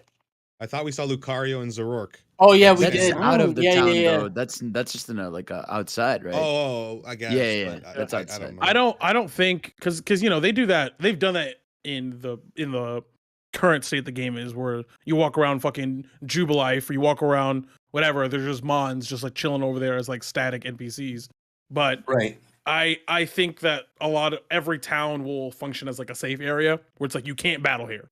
Sorry, got it. You just can't battle here. I would. That would be awesome if like all of a sudden I could just like go into Shofu's game, right? And like, because remember how Sword and Shield you could press the start button or Y button or whatever, and then it would like automatically tell you your friends that are online. Like if I could all of a sudden click the plus button, fly to the city that Shofu's at, he's in the middle of the town, and all of a sudden like, yo, I want to battle right now. Let's do it. And we're in the middle of the town fighting each other. Like that'd be awesome. That would be super sick. I want like multiplayer. I don't want I want to be able to like you said, press plus. You want the Dark Souls thing. You want the Dark Souls effect. I mean, where you can bring your friends and then just roam around in the world a little bit. Yeah, I just want to goon around like I'm on an expedition in the world. Adventure with your friends, the whole game? Is that what you're thinking? I don't know if they'll let you do the whole game, but like it's just something, like some area, sure, right? Something where I want like a wild. I want like the size of the wild area, or maybe a little bit larger. But if it's open world, I don't see why it couldn't be the whole thing. So that's weird. But like, I want to be able to press plus, and then him passing me a code, and then we just like mob up and be like, all right, we about to pull up on fucking Roger because he out here training his Caterpie. Exactly. That's what I mean. Exactly. And then I throw to you, and I fucking throw a Pokeball at the back of your dome, and you are like, oh, and now we're just in a battle now. We're just like, you don't get a choice. That'd be amazing. Yeah. That's what I want. That's what I want. I would love it in this game because, like, back in the day, like a trainer battle would shock you because, like, you can't escape it and the exclamation mark comes out. It'd be hilarious if in this game, like, when you walk by a trainer, they like run after you a little bit to initiate a fight. That way, like, the exclamation point pops up. Yeah, like the exclamation point, right? Because like you're not gonna walk by in front of all of them. They like start running towards you a little bit, and like you can like move fast enough to get away, but like they can catch you. And then you can have different types that like some people are faster, some people legitimately pop out of bushes. I imagine when Tito said that, like I just imagine he pulls up into my game, throws a mud ball at the back of my head, he's like, come over here. Get over here. Just like sends out a Heatran against my Caterpie or something. Yeah, right. Oh my god.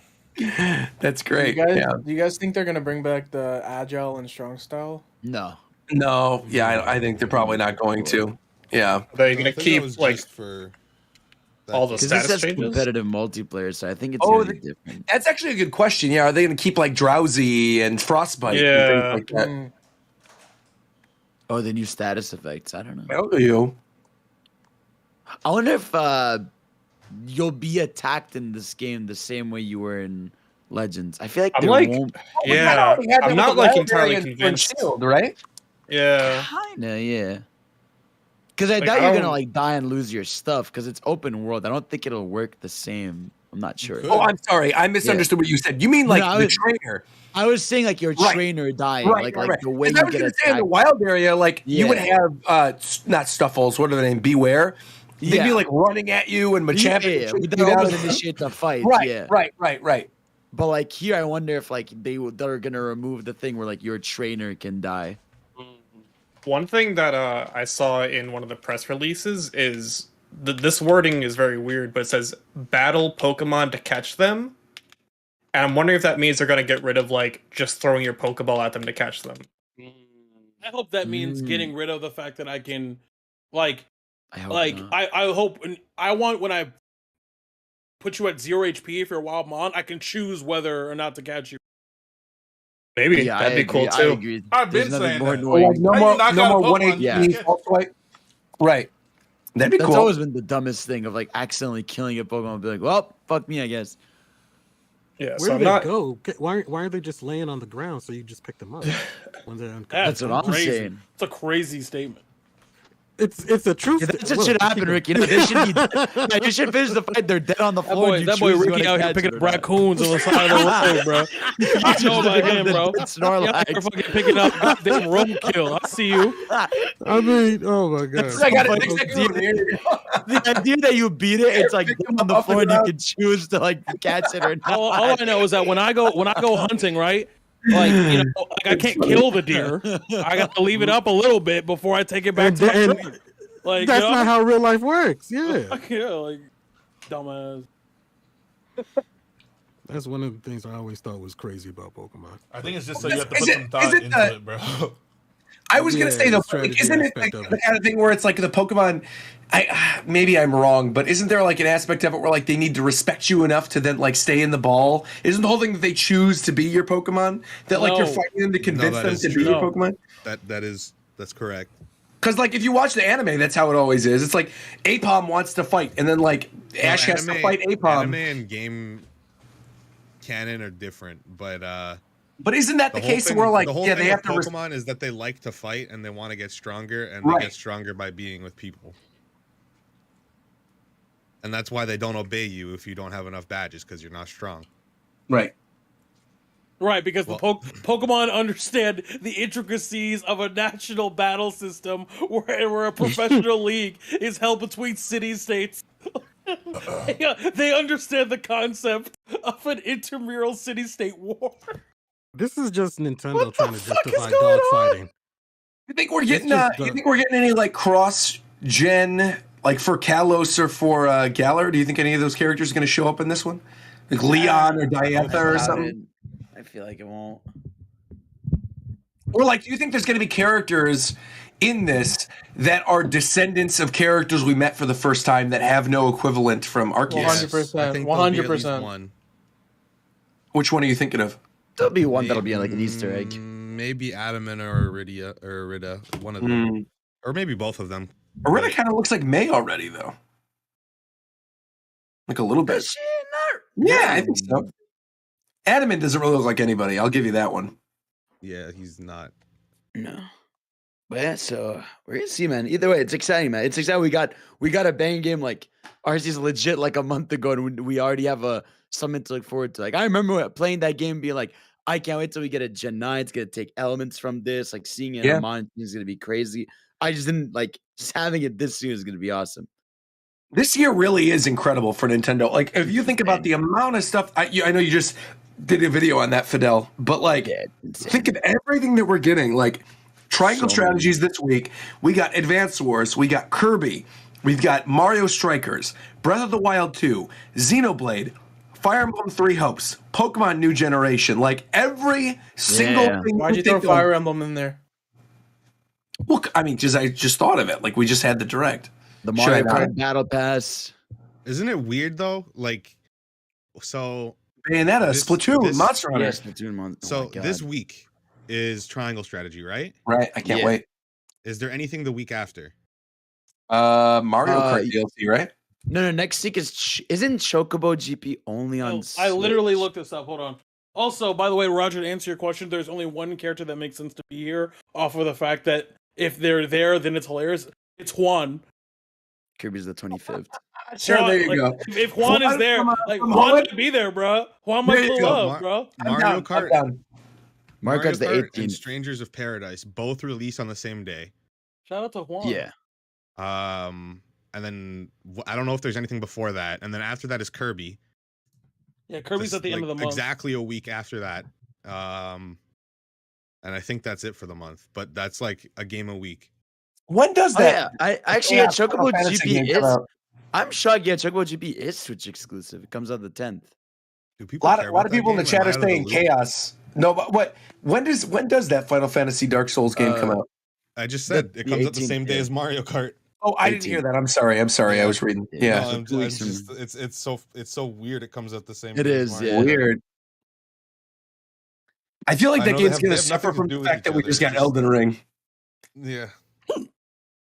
I hope that game's fun. But then next week, really goofy and then it's Kirby time. Next week you get Roger, you get your Advance Wars, and then next month. Next month I was gonna say that's April. I can't wait. Yeah. Next month you get Advance Wars, and then Nintendo Switch Sports.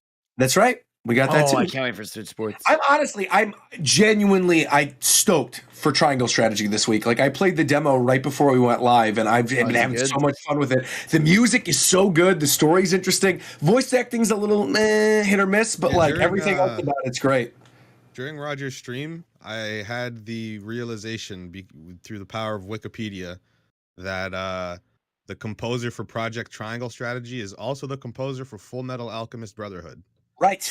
Right, that's right. And the game has incredible music. Like the very first mission, you start because the demo is the first 3 chapters of the game.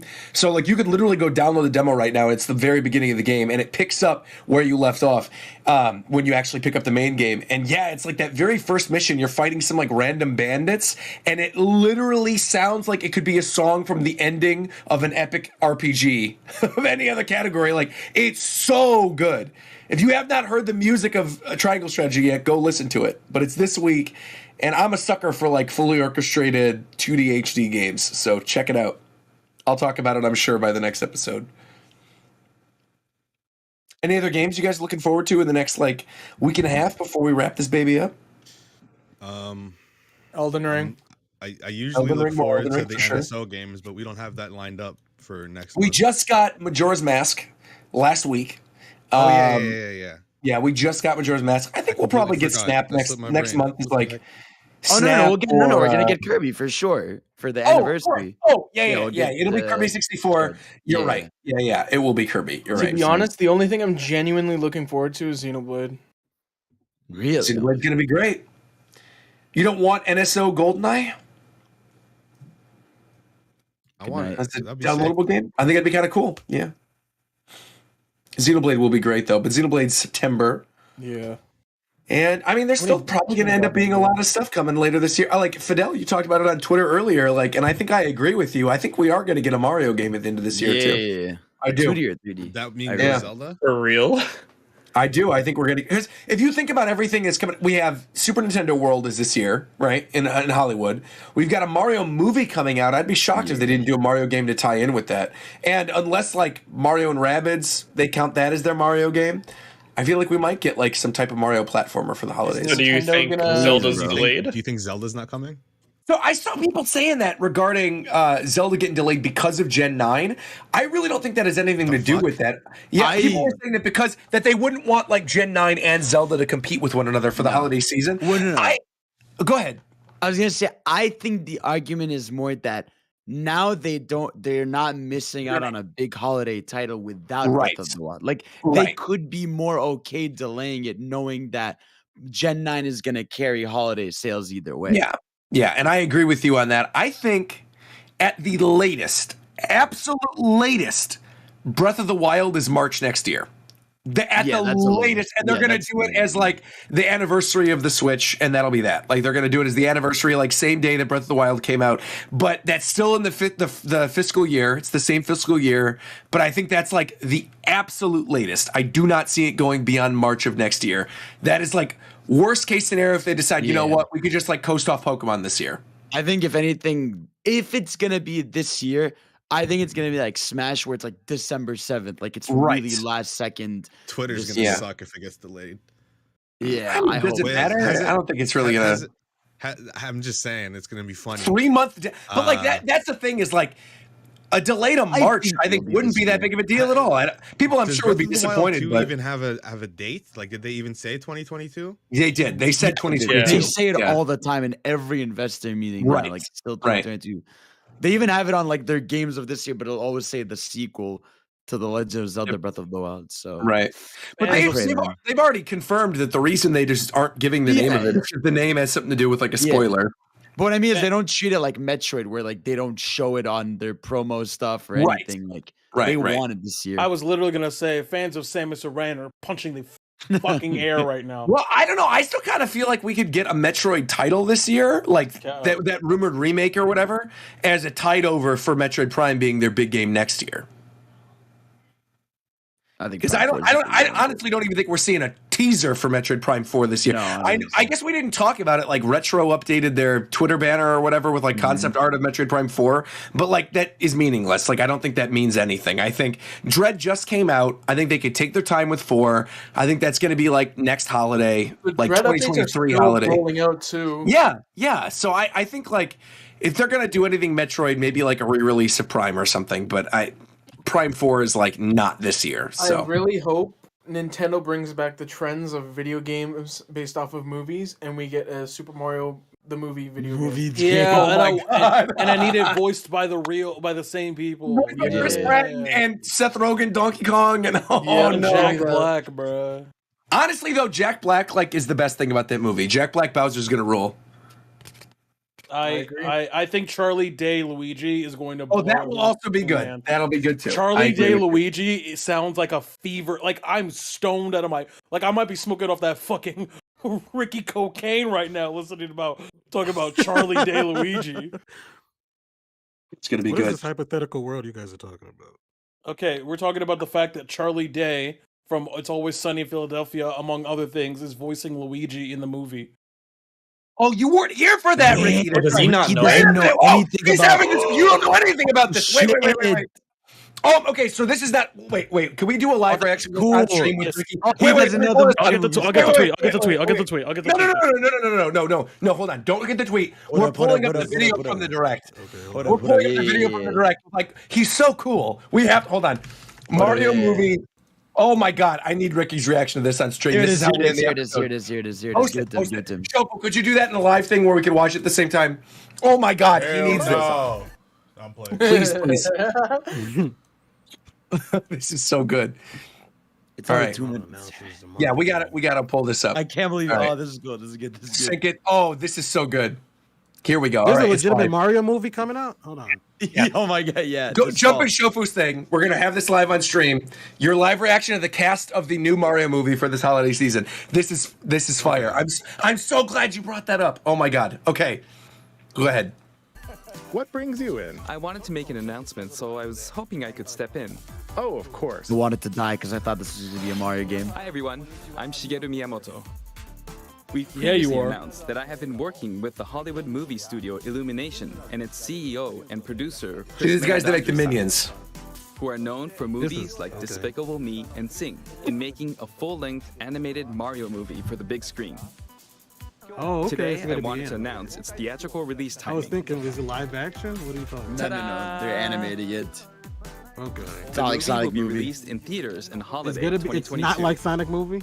It's not like it's- Sonic. it's Date for North animated. America is on December It is this 21st, year. and will be announcing release dates yeah. for Japan, Europe, December and other 21st, regions right at before a later Christmas. timing. It'll be a while longer until we can share a glimpse of Mario in action on the big screen.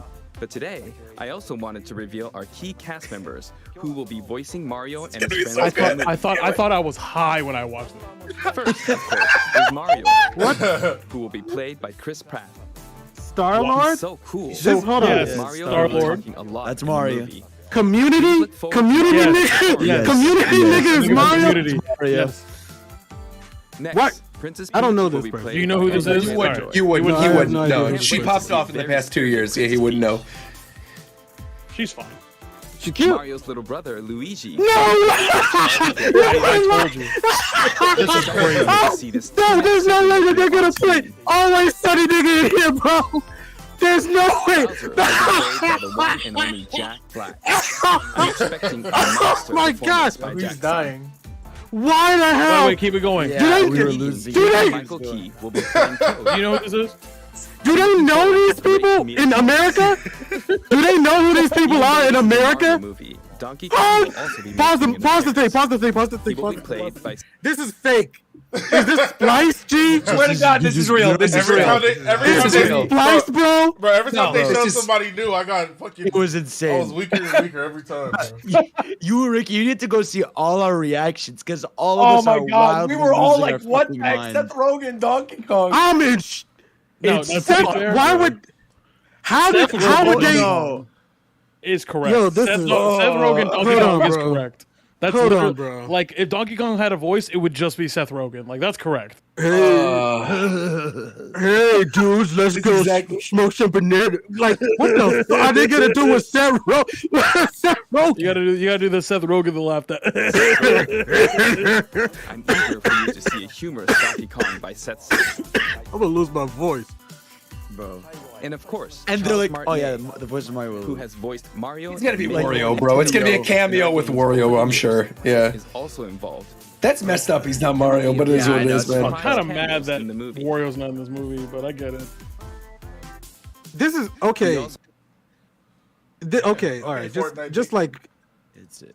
All do right, we have Ford. a preview of them talking? Like, do No, we we have have any nothing. We have idea, nothing. any Hold on, trailer, actually, any wait, anything? wait, hold on, wait. We do actually have one little thing. Wait, Are you hold on. really gonna show him that? We have to, of course. You're Hold on. gross for that. We have to show him this, of course. Wait. It's a me, a Mario. Yeah, right. Wait. Here we go. Do not waste his time. We have to. We have to. We have to.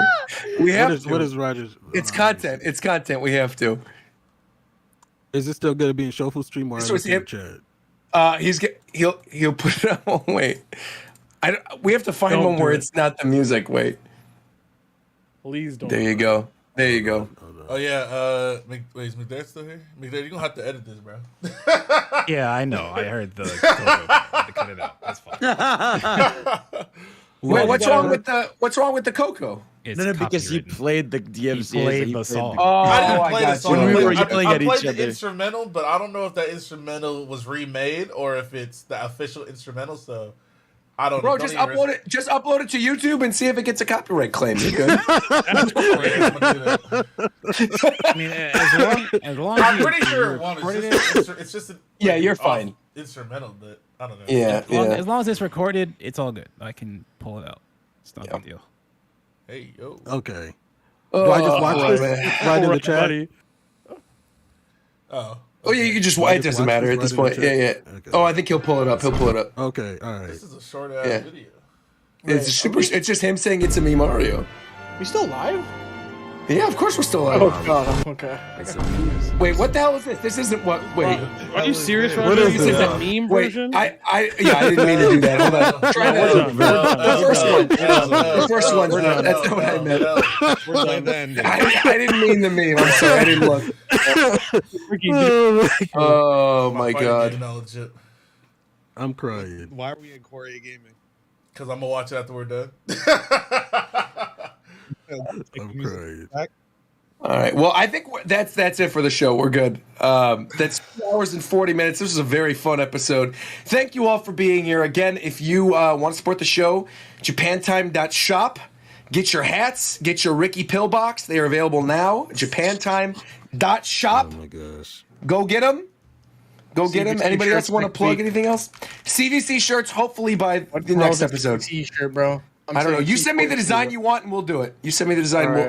I'll put it on the website. That's it. It's super easy. I need a transparent PNG, and I can put it on the website literally today. Of what? That's it. Well, he said he wants a C for C shirt. We didn't sacrifice Fidel. Oh yeah. Bro, we didn't what? It's time. All right, I guess we're done, right? Wait, we're sacrificing Fidel? Wait, what happened? Ricky is going to sacrifice. It's got to get moved to the next episode at this point, man. Just do it, bro. Yeah, play it. Just play it. What did you do? You have to do it. Just do it. I can't just sacrifice Fidel like that. No. Sacrifice.